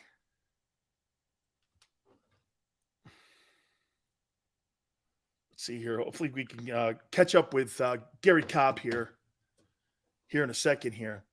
Been some issues the last couple of weeks. No, man. Your line at the open is story of the game. Do you want to be good or do you want a Super Bowl? That's right. That's what I said to you today. Do you want a conversation today about being good? Or do you want to have a conversation today on being a champion? You've got to determine that. And if I'm talking too direct to some of the issues, by the way, what did they do good in the game? Let's make sure we get. We're trying to connect with my boy Gary Cobb here in a second here. Let me double check here.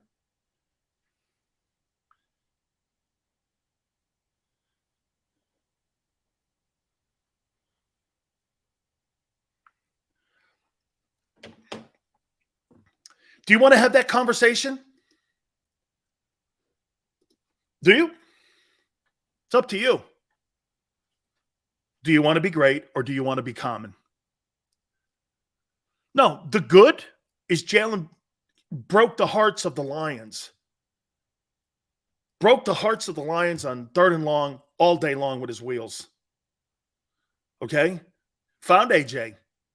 $25 million paid off for one game. That's for damn sure. Guy had a TO type ball game. Looked good. I thought the secondary played well.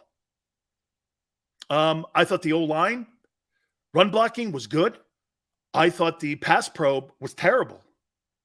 I thought your defensive line was a no-show. Where was Hassan Reddick? Kaiser White played great ball. He's going to be a Pro Bowler, like I said. Okay? The rest of it, the defensive coordinator hasn't gotten better. You know, last year I kept hearing, well, you know, he doesn't have all the pieces. This year he's got multiple pieces, and he still didn't know what to do with them. And you're trying to tell me, well, it's one game. Well, it's the same stuff. The 17 ball games in this game here look like the same football team to me. Look like the same team.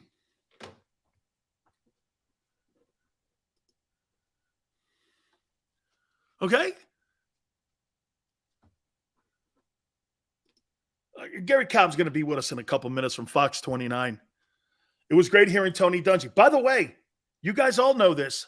I bring on guys, they have different opinions of what I have.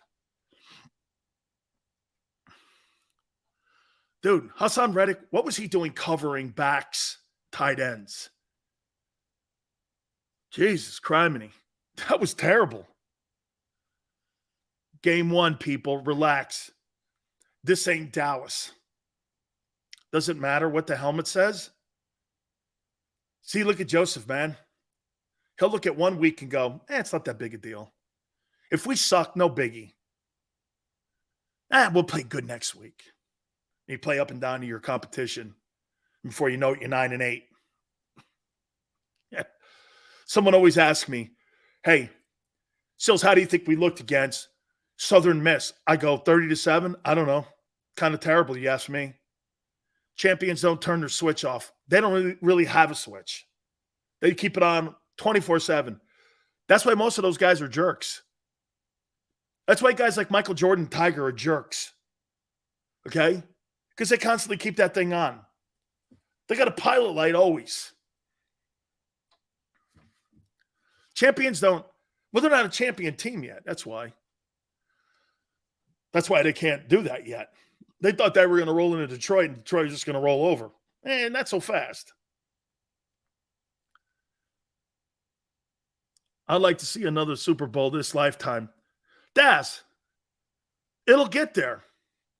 But it was all over the place. How about this? Is this fair, Daz? Would you agree with me on this? That game was kind of all over the place for the Eagles. Jalen played well running the ball, fighting AJ. They ran it with Miles well, pass protect terribly, which kind of kept him in it. They weren't really finding other people to be contributors to the offensive passing game. You know what I'm saying? They really couldn't.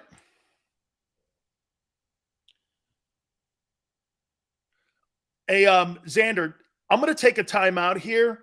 He says I need a connection. Did you send him the link? Let me take a brief timeout here. Okay, he's struggling with internet. Let's take a timeout here. Let's see if we can get Gary Cobb on here. Please hit the like button. Keep it here on the National Football Show.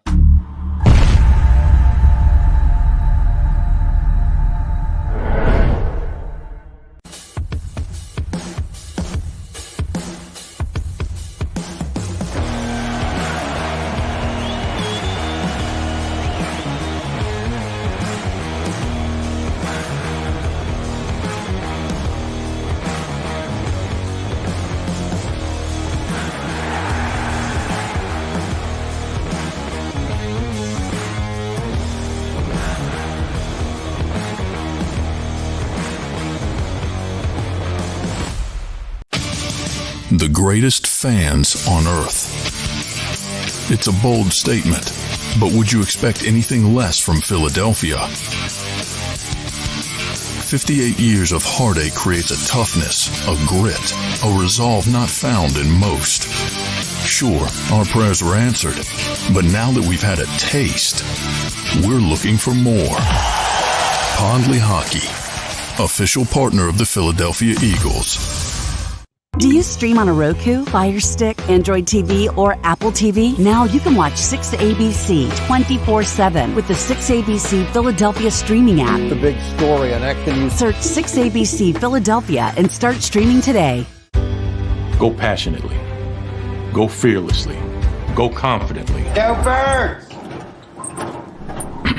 Go confidently towards your goals with First Trust, Philly's hometown bank for nearly 90 years, and the official bank of the Philadelphia Eagles. We're focused on getting you over the goal line. So go with conviction, go with trust, Go Birds! and go forward with us by your side. First Trust Bank, the official bank of Philadelphia dreams. Oh, and go Birds.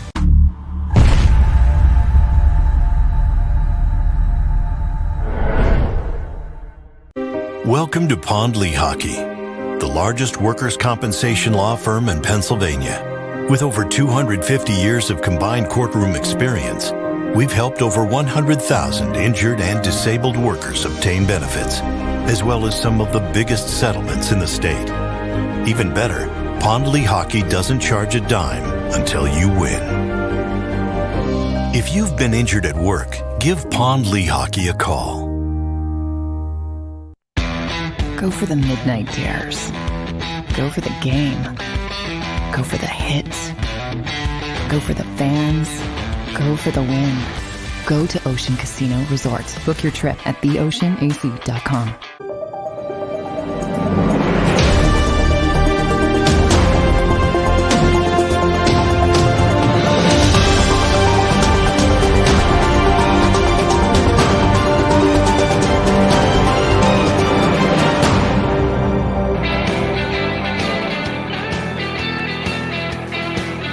Welcome back. National Football Show. It's your boy Big Stills. Please hit the like button.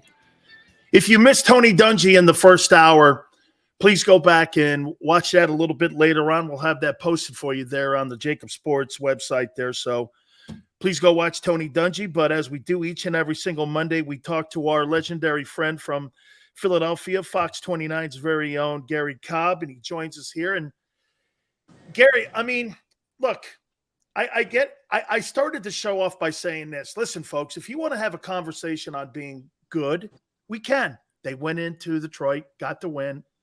But if you want to talk about being a champion, you're supposed to go into places and make statements. And I thought the game was all over the place. I want to get your thoughts. Let's start with Jalen Hurts and give me your assessment on how you think he played in this ball game. Well, you know, I think with what he was dealt with, I thought he did a good job because, you know, he really reverted to what he knows, which is, you know, he saw a free man coming, he took off. Sees another free man coming, he's taking off. It really took a while for them to adjust to what they were getting, which is they were sending an extra guy. So there's a guy coming free, he takes off. So I really can't say that it's a case of where he should stay there in the pocket. There's a guy clearly coming free every play. But you know you can't continue to do this though. That is not what is going to keep him healthy. You know he's not gonna stay healthy playing like that. Because you're running and eventually you're gonna get dinged. Somebody's gonna get a shot on you that you didn't see coming. But I thought he threw the ball well. I thought he was accurate with his throws. For the most part, you know, he was very decisive about where he was going with the ball. So, you know, I thought that ultimately, if he wasn't there, you know, they don't win the game. You know, you can say what you Gary, want. I thought him breaking down the Lions on 3rd and 8 with his legs, I thought that won the game. But for me, 10 catches, A.J. Brown, 155. I'll get to Brown in a minute. But do you know every other pass catcher, the other 6 pass catchers combined had 8 catches. And to me, this is what I've been saying here all day. I don't see anything with the last 17 games to this game where I go like this. He's gotten any better at reading defenses. I mean, they got a really fine ball player in A.J., man. He looked like T.O. out there. That's but right. Devontae Smith has a goose egg? I know. You know, they're going to have to do something about that. And I tell you, you know, all of the talk, you know, with Jalen and AJ, I know they're close friends. But in this situation, you got to stop talking about all that because Devontae Smith wants the ball. Now, he did drop a pass. You know, he did drop a pass, but he's got to be part of the offense. You're going to need him because you can do things to take away one guy. If you really want to take away that one guy, you can commit and say, we're taking this guy out. But the thing is, Devontae Smith is a big-time player. So they do have to work him in the offense. They got to get the ball in his hands. But I can't say really, I think in a situation where they didn't have any idea what the Lions were coming with. I don't think the coaching staff knew what they were coming with. And Jalen did what he knows he could do, which is put that ball down and take off. And he was able to really do things really that ultimately won the game for the Eagles. Now, long term, this has got to get you got to get better than this. Meaning he's on pace for 289 carries. Yeah, come on, you can't do that. He's not going to be able to make it like that. He's not going to stay healthy. You're not going to keep him healthy by doing that. Now, I know though with what the situation was, which they couldn't make the adjustments. You see, they were having trouble even calling the play, getting the right alignment. You got delay of game and all of that. You know, Gary, was that from a lack really of him. practice? I think that's coaching too. Is that from a lack of practice in the exhibition season and not playing together? Because Isaac Seumalo, how many times did you see him out of his stance and everybody trying to communicate? Kelsey wasn't in there a lot because he was injured. By the way, I thought they did a nice job running the ball. Miles Sanders was great. But I got to tell you this. I was not impressed with the Eagle O-line pass probe. No, they weren't. I mean, come on. They didn't do a good job.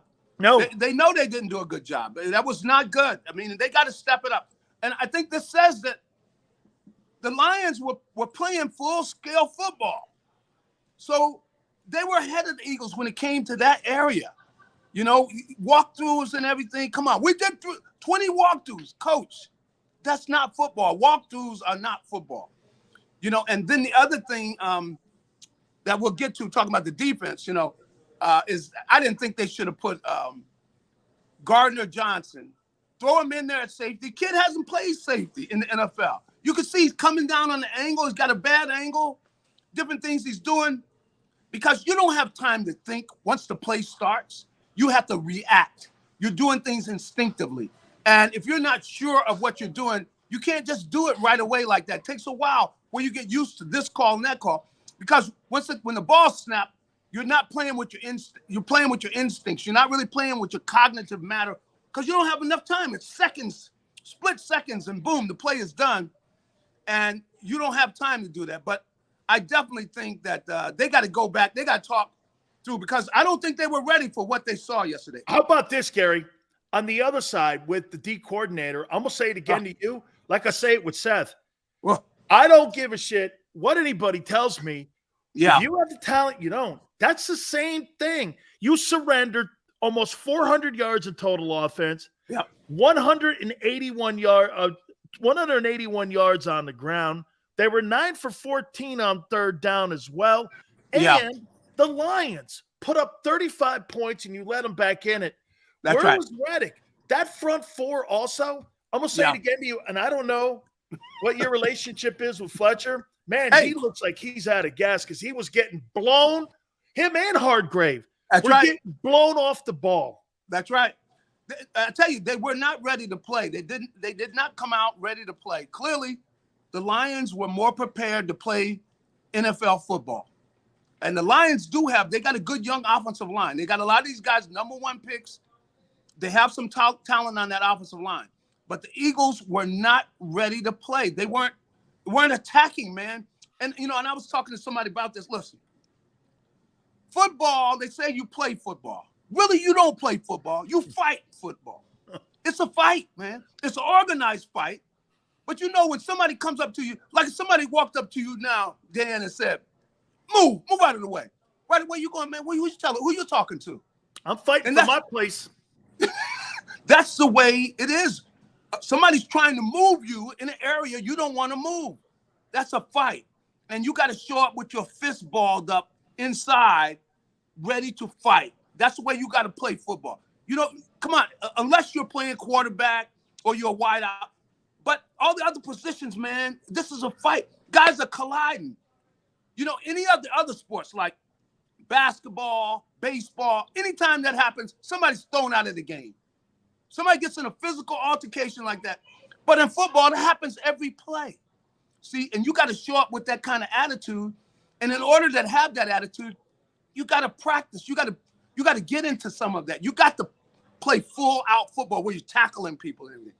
I don't see how you prepare really without doing that. You can't say, well, we went through 3 walkthroughs. Man, look, you can walk through for the rest of your life. You're not prepared for a real game, though. So I think the Eagles, I mean, clearly the Lions were more prepared to play football. And I think that was an advantage that they had. And you could see that they weren't ready for the blitzes. So Jalen really didn't have a choice. At the same time, you know, they've got to have a system where, hey, you see this? Hey, check. You know, like what would Brady have done? Blue, 35, check. Okay, come on in with that. We're gonna slice you guys up with the slants and things. Ultimately, he's got to get to that area. You're not going to be able to just run away from everybody, and that's not going to be the answer. So they've got to continue working to where they can get in and they see that all of a sudden they make the adjustments. And maybe you go to one series where they do that, but you can't let a team just take you out of your game, and have your quarterback just running that much, because he's not going to stay healthy doing that. You better be prepared this coming Monday night, because I'll tell you what that Vikings team did to the Packers, they put it on them. I mean, and Cousins was 72% completion percentage against that Packer defense, and Justin Jefferson had 188 yards. You put a piss-poor effort against that Vikings team, they'll put a 50 spot on you. You're right. You're right. And that is what they're going to look at. I mean, defensively, you got to get after people. You got to get after people. The pass rush, what they said about pass rush, that was horrible. They weren't getting anywhere near Goff. And Goff, really, come on, man, he's not a good quarterback. He can't handle pressure. I know. If you take away his first target, his first option, he falls apart. Yeah. But, they got it going where they're calling stuff. The guy's wide open. He can make those throws. He can play like that. But to let them put up 35 points against him is embarrassing. And it says, they just were not ready. I mean, Jonathan Gannon, he's got to dial up something. I thought they should have had the kid in there maybe more. With what? That I thought five-man when he front was or in something. there, Gary, I thought he did a really good job against the run. But doesn't this come down to this? Again, I mean, how good a shape? I don't really think the entire team was in shape. So why would I expect Jordan Davis to be in shape? And I personally think they need to start getting him more in with more reps, because they look better. Look at how many times, Gary, the Eagles' defensive line lost first down.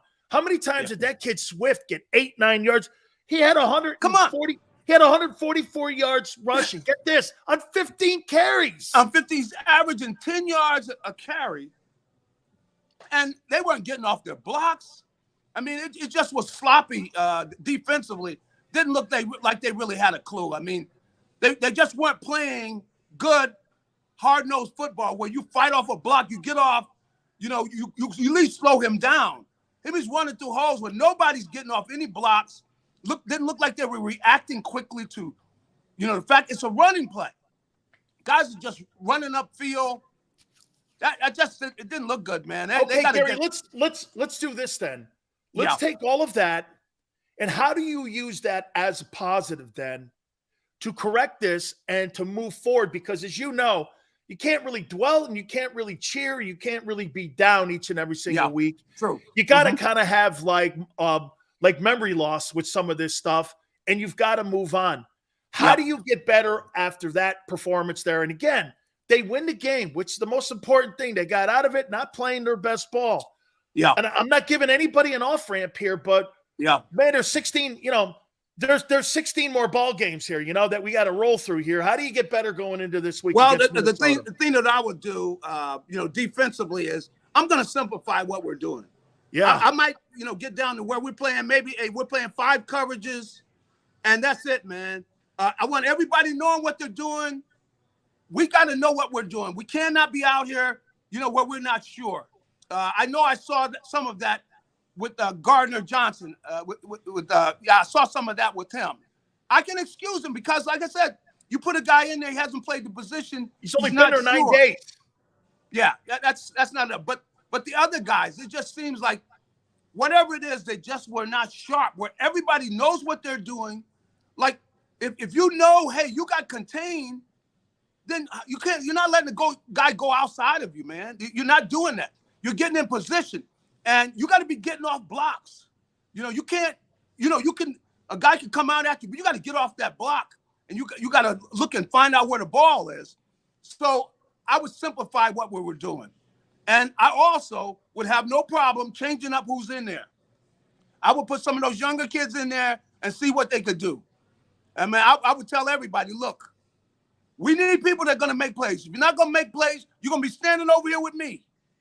I tell you right quick. I don't care about what your salary is, whatever.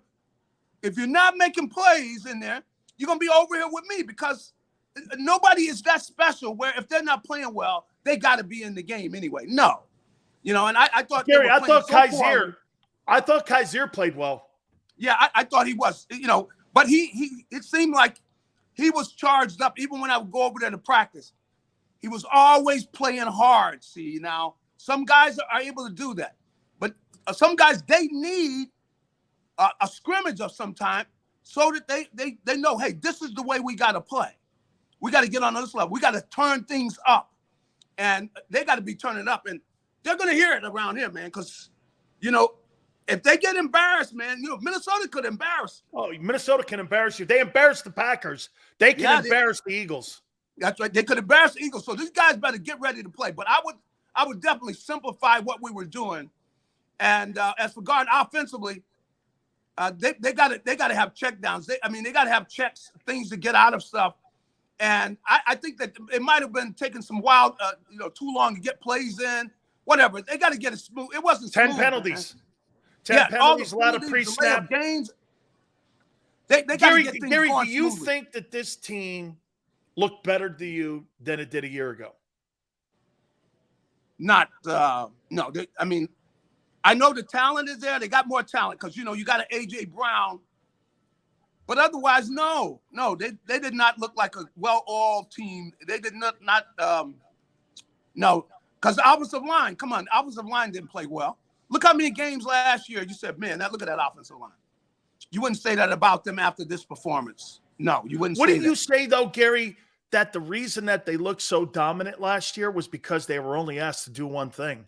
That was run block. Now that you've got other weapons now, you're asking and you're trying to become a passing team.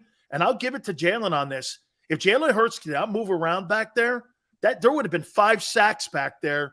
And I'll tell you what, I thought he didn't bail him out with his arm.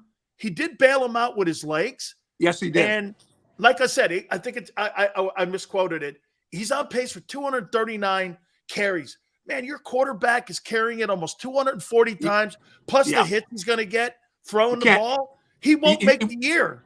He won't make the year. I just think that, when I think about the way they played last year and looking at this game, they threw the ball too much. I mean, look how many plays that he ran on. Those were pass plays. Yeah. See, and Nick and those guys, they just come out. They want to throw the ball every play. Look, the strength of this team was this line blocking people and running the ball. They went for 216 yesterday. Yeah, I mean, come on. Look at the game that Miles had. They could have run the ball on these guys. They can't get away from that, totally away from that, because Jalen is still learning. And as long as you run the ball something, see, that limits what other teams can do. See, they can't do as much when they got to worry about the running game. So you can't get that much away from the running game. And they came out, they were going to throw the ball all over the place. That's why he was running on so many of those plays. Those were pass plays. There were I don't know how many. I'm thinking about how many run plays were called. There weren't many of them. Think about it. The ones to Miles. All the ones where Jalen was running, most of those were pass plays. Yeah. See, and they were going to throw it. And that's one of the things I had, on a show on Fox 29. They asked me about the must. One of the things I stated was I wanted them to lead with the running game. See, because leading with the running game is going to limit what Jalen's going to see. Because the other team, they can't do as much. If you're running the ball, they got to say, hey, we got to stop this run. But the Eagles weren't running the ball. They were going to throw the ball, 100 times. And, Nick, I know they like to throw the ball and everything.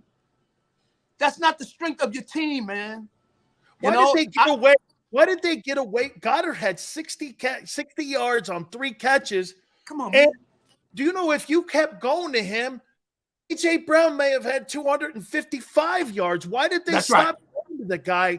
I mean, it seems to me, Gary, that they are limited in spreading that passing offense out. And it's like they want to be a spread offense, but they just can't because he just doesn't have that ability. Well, the thing I think is, they need to get in run formations and then throw the ball out of that. Because that limits what the defense can do, because they got to respect the run threat.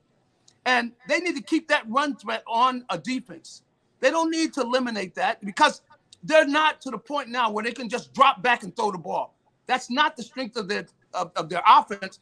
And really, it puts Jalen. Jalen clearly is not ready for that. He's not ready where you're just going to drop back and throw the ball every play. No way. He's not to that point. So if you keep that running threat in there, you know, you can still throw the ball all the time to AJ and throw the ball to all three of them, really. You got plenty of time. But you always have to have a run threat there because that's the strength of their team, that offensive line. And I don't think that, you know, they should try to get away from that yet. You know, you want to grow into that, but don't try to make like you're there yet because you can see clearly they're not ready when they see blitz. They don't check out of something and, you know, something, either you move people around so you can pick up the blitz and you still throw the ball. No, Jalen pulls it down and runs. He's not very good on pre-snap reads. No, he's just not yet. Again, let's see what happens. You know, I mean, this is going to be quite a test here for Minnesota. Gary, thank you so much for checking in with us, man. I mean, I'm with you. I think it was great to get a win on the road. Let's move forward. This is going to be quite a game. They get an extra day now to prepare for this Monday night game against Minnesota. First home opener against the Vikings at Lincoln Financial. Till then, brother, I love you, man. I'll talk to you next week. Go get him. Go get him. Appreciate it, man. That is my friend, Gary Cobb. All right, hit the like button. Hour 3. Keep it right here on the National Football Show. When choosing a lawyer for your injury case, you may ask, does the size of the law firm matter? Well, of course it does. The insurance company, they're huge with unlimited resources. And whether your case is big or small, they're built to bully you out of the money you're owed. But here's the good news. We're big too, the biggest actually. And we're built to fight to make them pay for all that was taken from you. Size is our strength. There's only one Morgan & Morgan, forthepeople.com.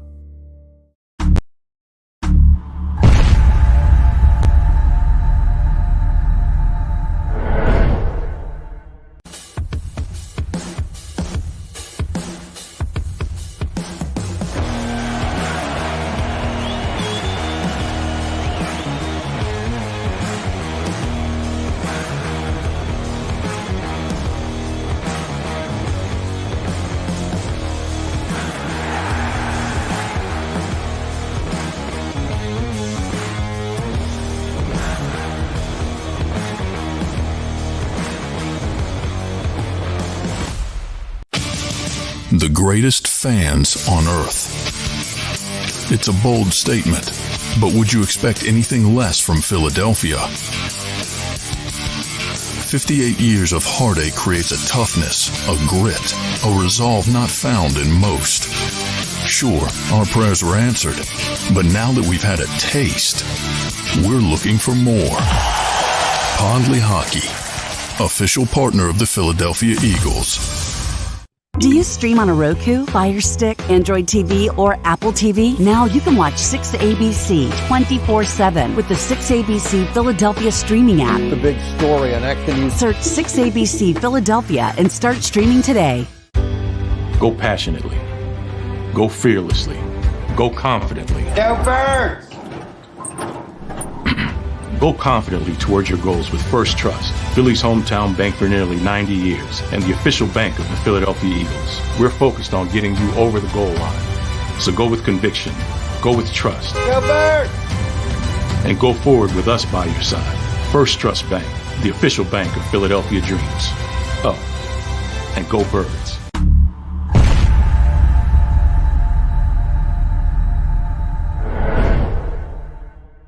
Welcome to Pondley Hockey, the largest workers' compensation law firm in Pennsylvania. With over 250 years of combined courtroom experience, we've helped over 100,000 injured and disabled workers obtain benefits, as well as some of the biggest settlements in the state.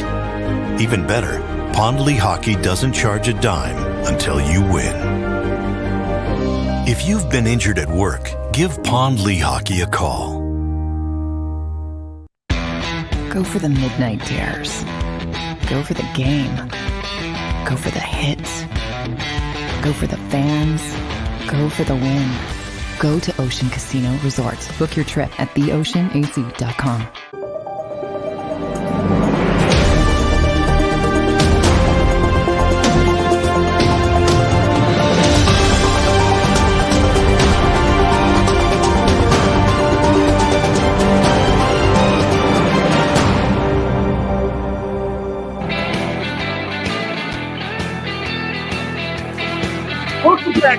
the Football Show. It's your boy, Big Sills. Hour 3. Please hit the like button. By the way, Seth Joyner will join us on Wednesday, I believe at 3:30, and we'll get his take. And believe me, I know he thinks that Jalen Hurts is getting better. Okay? So we had Tony Dungy. Tony thinks he's a good player. Okay. By the way, I don't think he's a bad player. He reminds me of a lot of the quarterbacks that play in the Big 12. He looks like that guy. It's okay. He's going to win games against the lesser teams and not beat the elite teams. Until he does that, it is who he is. See, that's the great thing about the NFL. You're who you are until you prove others you're not that guy anymore. Some guys are backups. Some guys are starters. Some guys are stars. Some guys aren't. Some guys are elite quarterbacks, and some aren't. Some are young quarterbacks. And you see a guy like Justin Fields, Trey Lance, Jalen Hurts. Joe Burrow struggled. He struggled against the Steelers. Threw a couple picks. And preseason could have been an issue. I'm pretty much going to give a guy who won the AFC Championship, again, I'm going to give him a little bit more latitude because he's built equity up. As I said to you in the open, Jalen Hurts got better doing this. I think he understands the game more and who he is. Like what Gary said, he's still not a progression reader. The guy played 13 years in the NFL. He knows. He played linebacker. Everyone knows it, except certain people who are blind to it. It's okay. Most fans are blind. You know, you don't root for the name on the back of the jersey in the pros. You root for the helmet and the organization. I give a shit about the players. I care that you win a ball game. You went into Detroit and you won. Now, I wanted you to make a statement. You didn't. Okay? You won the game, but you made no statement. You don't come out of that game feeling good about yourself. Hold on. If you're Detroit or you're the Eagles and you come out of that ball game, what team do you think feels better about themselves? The Eagles or the Lions? Shit, last year you pounded that team 44-6. The Lions closed the gap. They lost by 3 instead of getting killed. Who do you think feels better? The Eagles? Unless you're a blind idiot, you don't feel good about yourself coming out of that game. You don't. Were there certain guys that starred? A couple guys had to, or you wouldn't have won it. Lions were ready to play. The Eagles weren't. Your defensive line got destroyed. They were non-factors. Lost first down.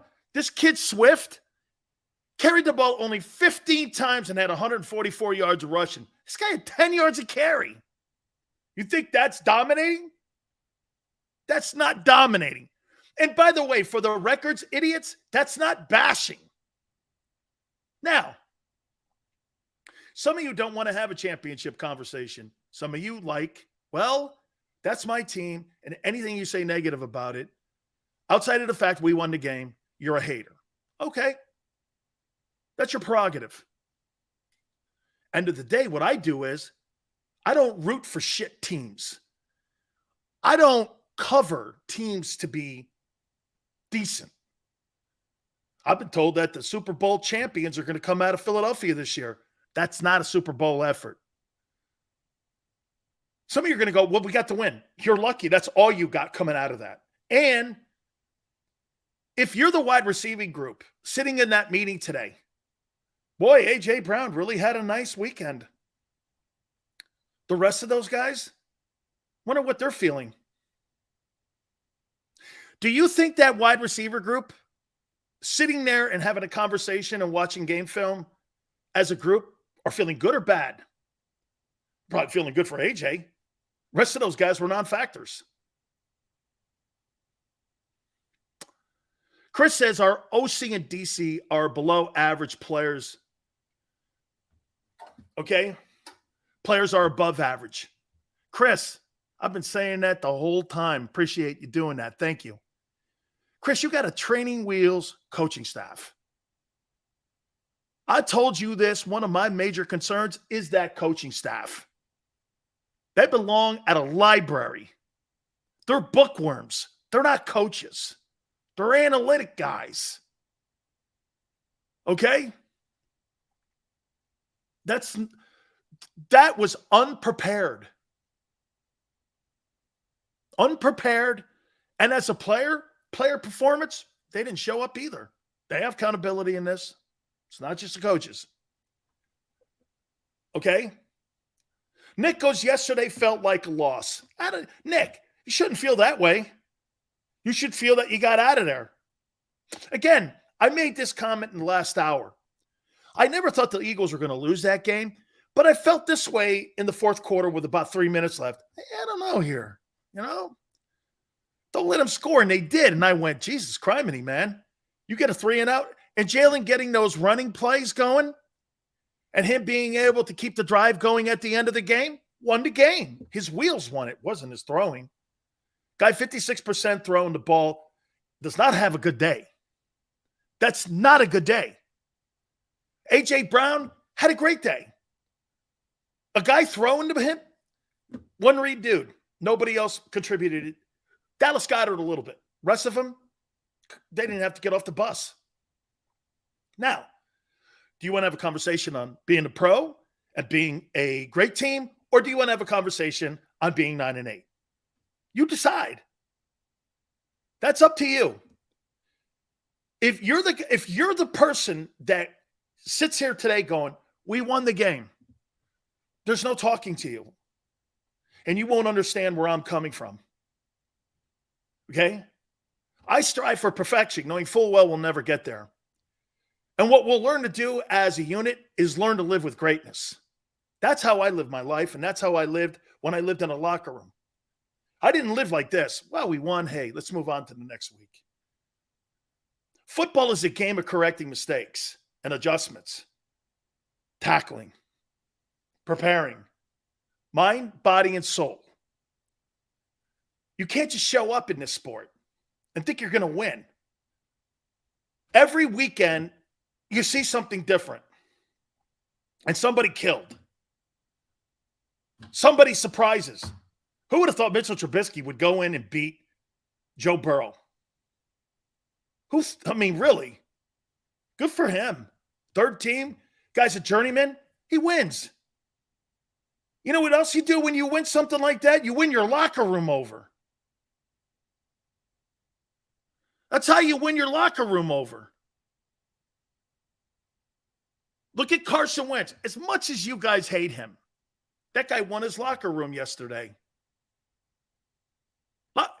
Do you know what that did for the Washington Commanders, seeing Carson Wentz come from behind? And some of you will go, well, it's the Jags. You have no right to say that with that shit-ass effort in Detroit. You have no room to talk. No room to talk about Carson. He won the game too against a team that cost him his job in Indianapolis. You know how big a win that was for him? The locker room, the coaching staff, Scott Turner. Whether you like him or not, that was a big moment for him. I guarantee you there were more people in the Washington Commanders locker room that didn't believe in Carson Wentz than people that were in the Jags locker room, including the head coach, Doug Peterson. Well, 2 horrible picks. You pick that out? Jesus, man. I could pick up 56% completion percentage in your guy, and no one else was a factor on the offense. You know who the major factors were? Jalen running, Miles Sanders running, and A.J. catching. The rest of the team could have took the night off. O-line sucked, pass protecting. The other receivers were non-factors. Really. Hurts is better than Trubisky. You think so? Really? I haven't seen that. Mitchell Trubisky, Jalen Hurts, both those dudes have a lot to prove. Jalen Hurts cannot read a defense. Facts. Face it. And Devontae Smith, if I had a donut game like that, I'm going to start having a problem with this offense. And I want out. You see all these wide receivers getting paid? He ain't ever getting paid with 900 yards. Kiss that goodbye. You don't pay guys $25 million a year, 850 yards catching and 60 catches. You're not getting that money. And your legacy, you ain't going anywhere with that. Shit, man, there's guys that are all over the league that can do that. There's guys at home. Cole Beasley could do that. Actually, the last 2 games, he played more like Jalen Reagor. I mean, and someone would go, well, yeah, that's not fair. Well, okay, against the Bucs and the Lions, he had no catches and no yards. And in the Bucs game, he had 3 catches for 60 yards. I don't know. But dude, I quote facts to you.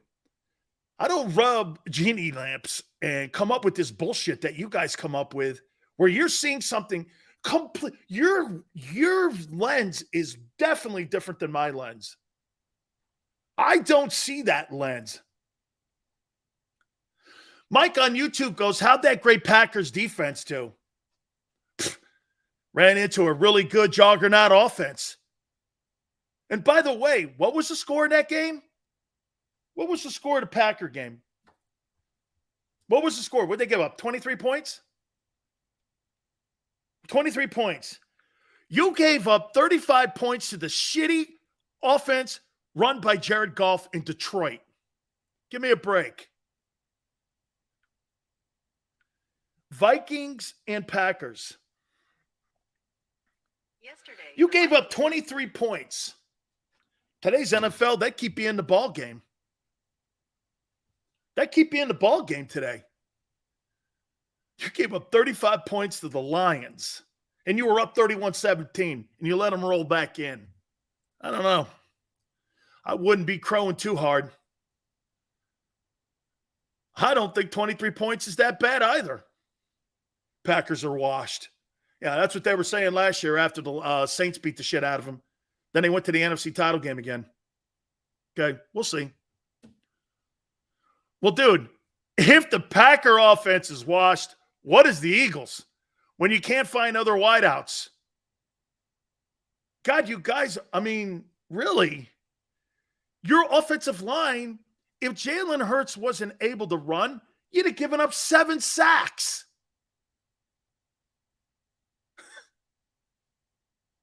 What are you watching? Eagles and Packers is the same? I don't think so. I'll take Aaron Rodgers. You keep your guy. Look, like I said in hour 1, Jalen Hurts is the reason they won that game. Plain and simple. Breaking down the Lions on 3rd and long wasn't with his arm. He was able to get those first downs and keep those series going. He did a great job of doing something that Carson Wentz has still yet been able to figure out. How many times did he roll towards the sidelines? Instead of taking a loss, he threw it away. Now, that did bring his percentage down. It was smart, though, because you know why? He knows who he is. Jalen Hurts is never going to have a high percentage because he's got to run a lot. The majority of the plays that he ran onto were pass plays. So you're trying to tell me the offense got better. No, you got a better player on the offense. And it ain't the quarterback. It ain't the quarterback. It's the wideout. I'll get to AJ again here. But there's no question. The 2 lines did not show up. Jeff Stoutland must be unhinged on how his unit played. Jordan Mailata got beat numerous times. So did Landon Dickerson. Jason Kelce, he got pushed around a lot against the Lions. There were times in there, the Lions were dominating the Eagles' offensive line. When it came pass protection, they were bringing pressure all the time. They couldn't pick it up. They could not pick it up. Xander goes, the team didn't practice, and it showed. Absolutely. How many times did you see Isaac Sayamalo doing this? What's it on? What's it on? What's the front? There was a lack of communication out there all day long. You saw it. That's why he had 10 penalties for 61 yards. This is not stuff I'm making up. When you have pre-snap penalties, what does that tell you? That's an idiot play. That's alignment. It takes no ability and no athleticism to know where to line up. Zero. You don't even have to be in shape for that to know where to line up. Okay? Yale goes, they're lucky they won. Again, Yale, I never was in a moment where I went like this. They're going to lose. But again, fourth quarter, 3 minutes left, they scored. I went, hey, man, a couple 3 and outs here. Get the ball back. And there's no question. They stopped bringing pressure. Gannon stopped bringing. Why? Here's something else. Why would Jonathan Gannon stop bringing pressure late in the game? You know why? The only reason he did that? Because he has no balls. Dude, you signed all those guys. You've got $14.4 million lined up in Fletcher Cox. You got $12.7 lined up in Hardgrave. You've got another $10 million lined up in Hassan Reddick. You've got about $45 million lined up in that front four, and you stop bringing pressure? I don't get it. Goff can't handle pressure. He can't handle it. What did they do? They played right to his strength. And by the way, I mean, if the Lions had Jamison Williams, I don't know. The way Swift was playing, 10 yards a carry, you get Jamison Williams healthy and you put him on that offense with that tight end, I'll tell you what, the Lions are definitely getting places and they're going places. Jamison Williams didn't even play in that game. That kid's going to be a factor on that offense with that dude. Jared Goff's terrible. Terrible. Yale goes, I was disappointed in Hassan Reddick. I was disappointed with the coordinator lining him up. What the hell was he doing with him? I didn't even know he played. I had to look it up. How about this? Can we all agree with one thing? Okay? Can we all agree with one thing? Can we all just agree on this? I was expecting a better performance. Now, if you look at it through this lens, well, AJ played great. Jalen was okay. Miles played great. If you look at it through that lens and not a 53-man roster lens, you're never going to look at whether or not your team's getting better and if they're truly a Super Bowl contender. If you're looking at individual performances, you'll never see the big picture.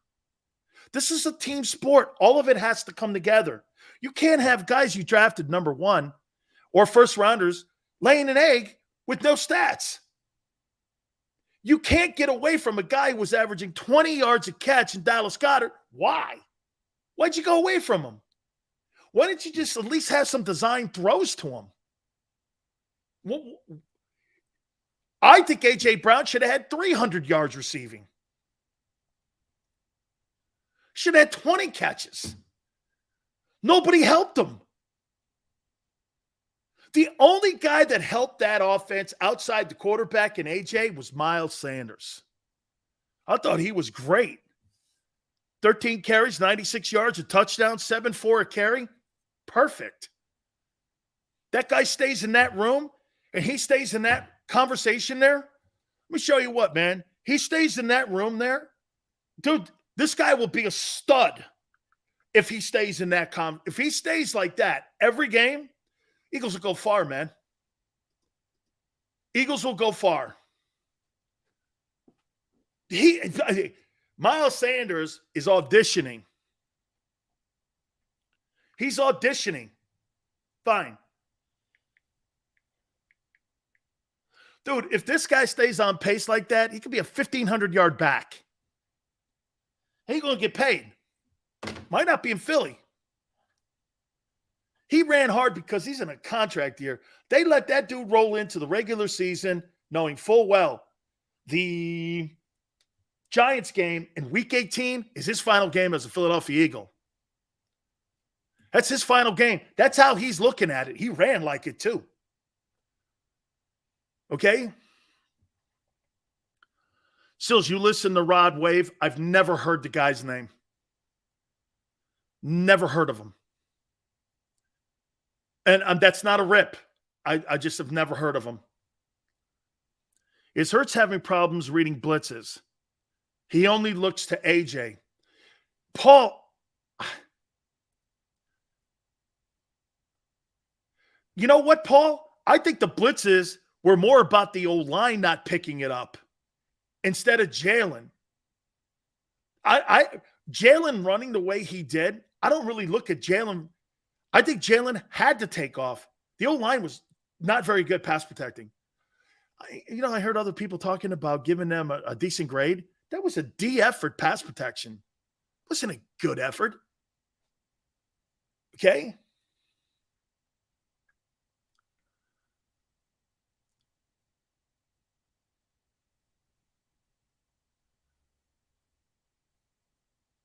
Brian says, thank you, Dan. At least the second half. Okay? So, again, if you're not looking at it through that lens, and by the way, A.J. Brown was as advertised. He was completely everything as advertised. I'll make a point to you. That's as good a yak receiver. And I don't know if I should do it, but boy, it looked like DeAndre Hopkins. DeAndre Hopkins is a fabulous yak receiver. When he's healthy, Hopkins he's special. Okay? He's special. Okay? He is. And he was special. Broke a Eagle record in a debut when it came to receptions and yards. Congratulations, man. That's why you paid. By the way, $25 million, there was an emphasis to get him the ball. But the problem became this. The emphasis to get him the ball was at the detriment to Devontae. As I told you last week, did I not, Xander and everyone here? The man who is going to suffer in this offense the most will be Devontae Smith. He will suffer the most. Because here, the guys who were the most productive were the two guys that I said would be, Goddard and Brown. Devontae didn't have to get off the bus. Why even dress him?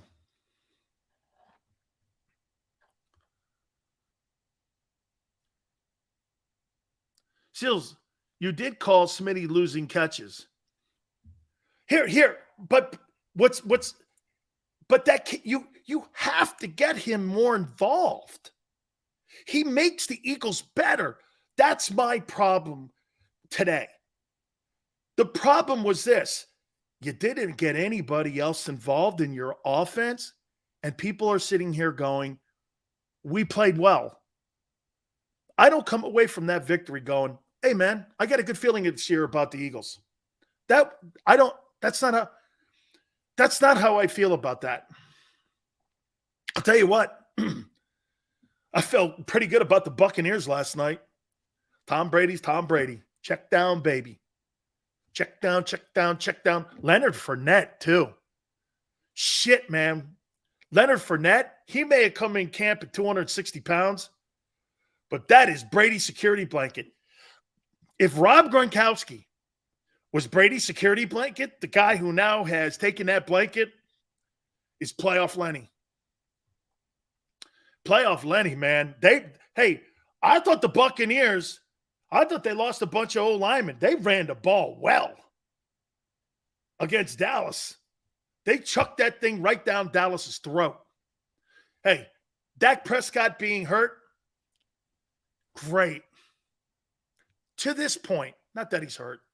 And please, Don't go there. It's not what I mean, and you know it. Look how this is setting up for you now.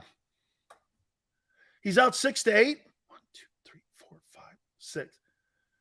Okay, they're saying he's back for that Eagle game at Lincoln Financial. No way. I say he's back after the Eagle bye, week 8. I'm not bringing Dak Prescott back for the Eagle game in week 6. What do you think the Cowboys rushed him into surgery for his hand?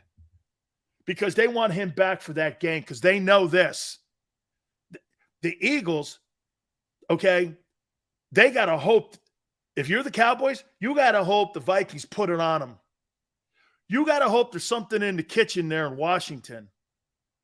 You got to hope the Cards bounce back after that Kansas City loss and play hard against the Eagles. And then the Cowboys are there sitting there in week 6. The Cowboys are in big trouble. I said they wouldn't make the playoffs. Now it looks like even more they won't. If you're Jerry Jones, don't you go after Jimmy Garoppolo? But guess what? Niners ain't giving that guy up now. Then after what they saw in Chicago, look at how the wheels have turned now. You know what Jimmy G should do? He should demand that he get traded to Dallas. Okay? Being a backup in Dallas or being a backup to Trey Lance and Dak Prescott. I could tolerate being a backup to Dak because Dak's the future and the money. Remember, he took a reduced contract too in San Fran. He's making less money now. Fits completely under the cap. You get him in there for the first couple of weeks, Garoppolo could get you through the waters, raises his draft status. Cowboys could even deal him if they had to. Get some draft choices for him. There's no way San Francisco gets rid of that guy now. All bets are off. Unless you come up with some gigantic package, you're not getting Jimmy G. Not after what you see with Trey Lance. Trey Lance is a bum, and I said it from day one. And that's not personal. I just don't think much of his talents. I think he's an athlete that kind of plays the quarterback position.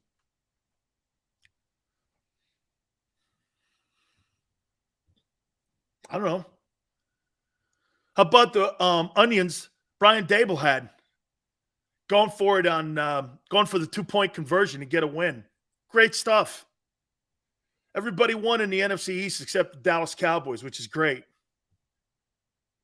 Dude, that's how you get things done, man.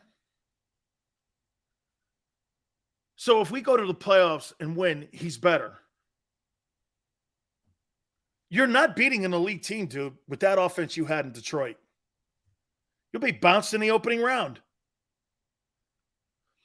Dude, you think you're beating Tom Brady throwing to one guy? Really?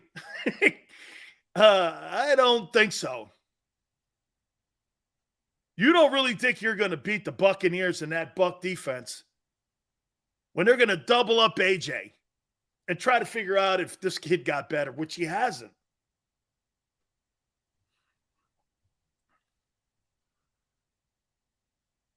Trubisky's first season, he threw for 59%. Didn't he win 11 games too? I thought Mitchell Trubisky was 11-3 and won the North in his first year starting. You may have forgotten that little stat. Usually I would have I wouldn't have any hope that a team could change its identity on defense mid-serene. But after last year and knowing Sirianni will get in Gannon's ass, I know it's possible. Ronald, he's who he is, though. This guy's not going to change his stripes. And I'm talking Jonathan Gannon. He's who he is. This guy is an accountant.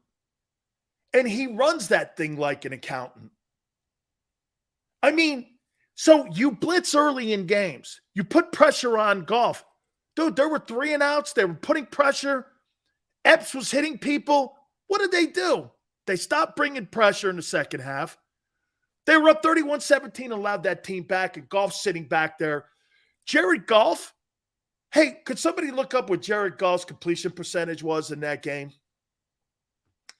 Let's see if it goes along the lines of what they did against quarterbacks who were halfway decent a year ago. Will somebody please tell me what kind of percentage, completion percentage? I like Epps, by the way. I said I did.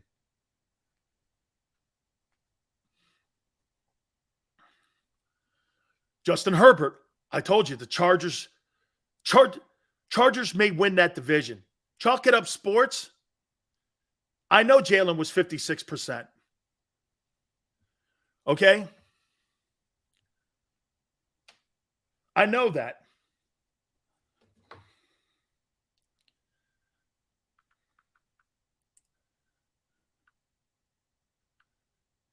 What was Lamar Jackson's completion percentage on Sunday versus the Jets?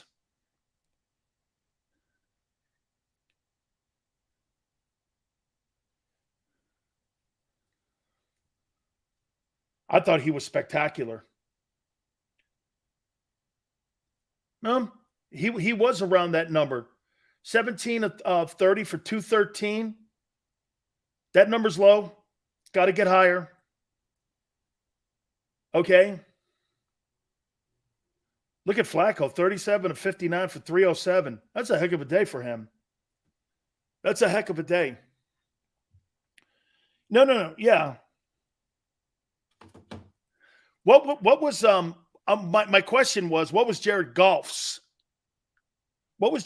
completion percentage on Sunday versus the Eagles?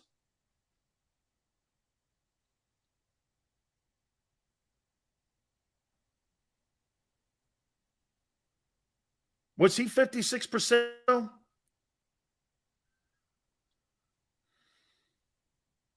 Jared Goff.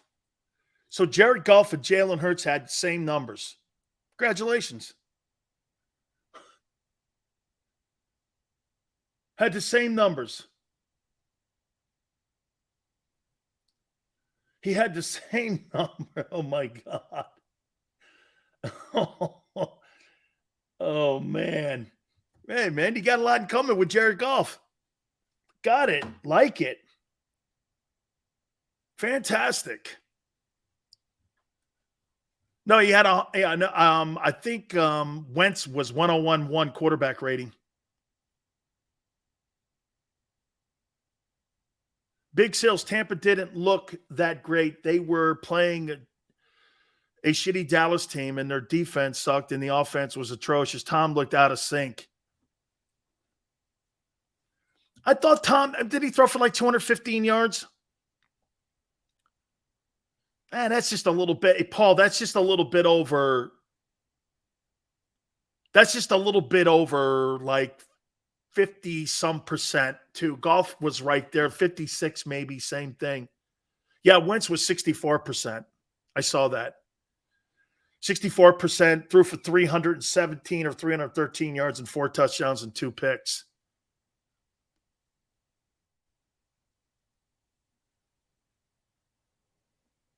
So, yeah, I want to get into the D-line. I want to talk a little bit more about Miles Sanders, and it's time to bench Fletcher Cox. I want to do all that. Do me a favor, guys. Hey, don't forget, our good friends at Morgan & Morgan, where the fee is free, meaning this, they don't get paid unless you do.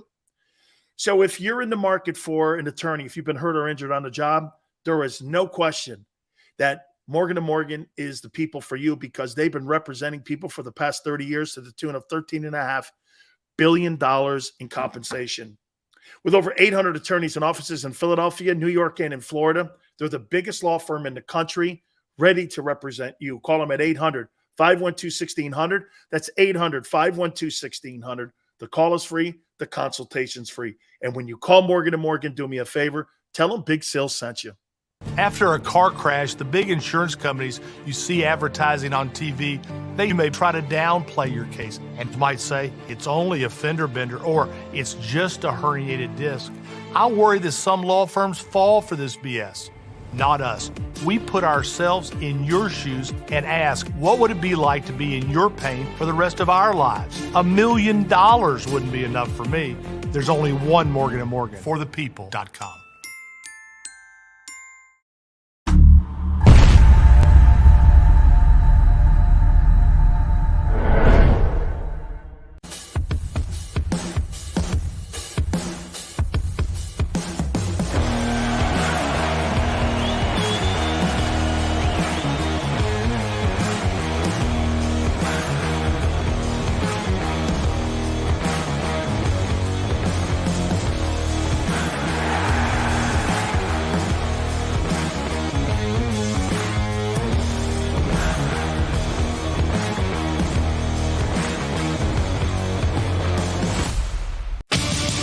the greatest fans on earth. It's a bold statement, but would you expect anything less from Philadelphia? 58 years of heartache creates a toughness, a grit, a resolve not found in most. Sure, our prayers were answered, but now that we've had a taste, we're looking for more. Pondley Hockey, official partner of the Philadelphia Eagles. Do you stream on a Roku, Fire Stick, Android TV, or Apple TV? Now you can watch 6ABC 24/7 with the 6ABC Philadelphia streaming app. The big story on Act the News. Search 6ABC Philadelphia and start streaming today. Go passionately. Go fearlessly. Go confidently. Go Birds! Go confidently towards your goals with First Trust, Philly's hometown bank for nearly 90 years, and the official bank of the Philadelphia Eagles. We're focused on getting you over the goal line. So go with conviction, go with trust, Go Birds! and go forward with us by your side. First Trust Bank, the official bank of Philadelphia dreams. Up and go Birds.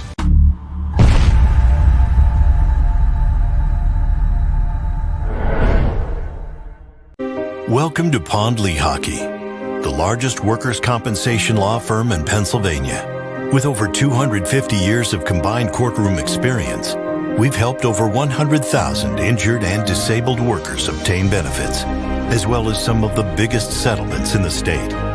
Even better, Pondley Hockey doesn't charge a dime until you win. If you've been injured at work, give Pondley Hockey a call. Go for the midnight dares. Go for the game. Go for the hits. Go for the fans. Go for the win. Go to Ocean Casino Resort. Book your trip at theoceanac.com.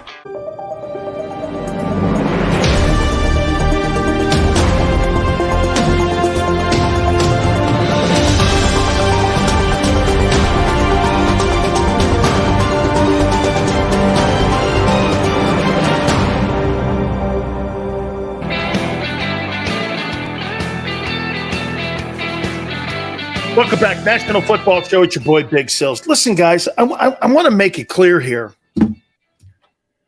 I'm not trying to be adversarial, and I'm not trying to stir up shit here just to stir shit up here. I want this team to have a really great year. I want this team to do the things that they're capable of doing. And you know what the worst thing on the planet is when you're talking sports? People and teams that don't fulfill their destiny and don't live up to their ability. How many times do we see that as human beings?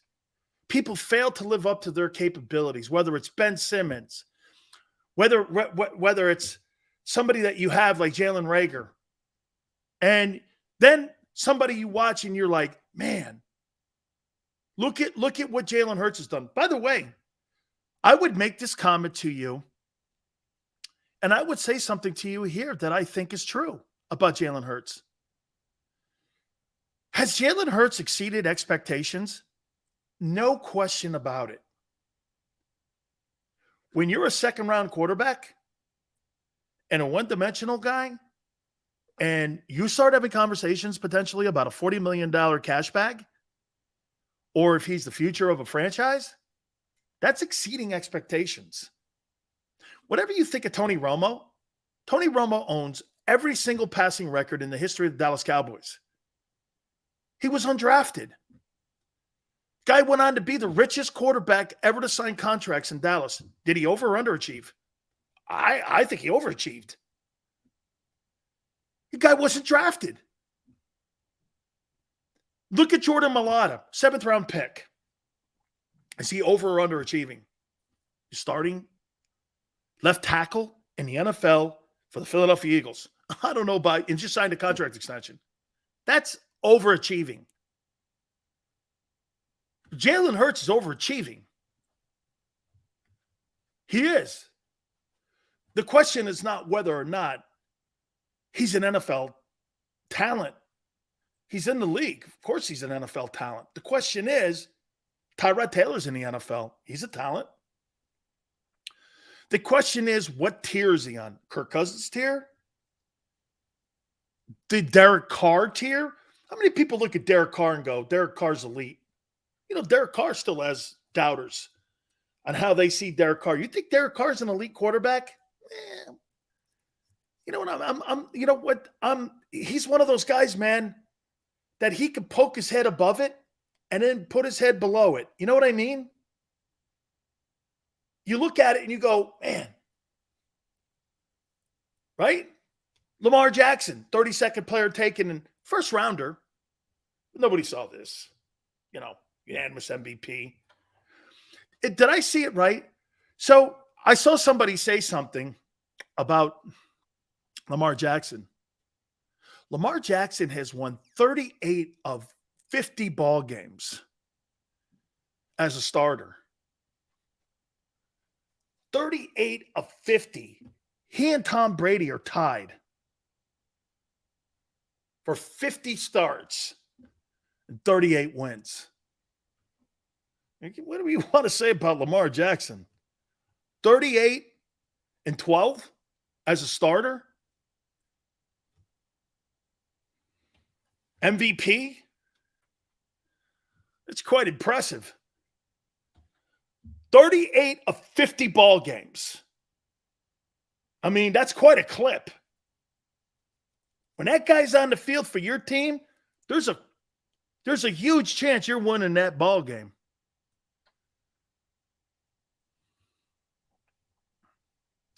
Jalen Hurts is a winner. That's all Eagle fans should care about. That's right, Anthony. Okay? And by the way, Anthony, I may have said some things that were a little bit critical of his play, but I did say they don't win without him. I think some people still have cotton in their ear on that one.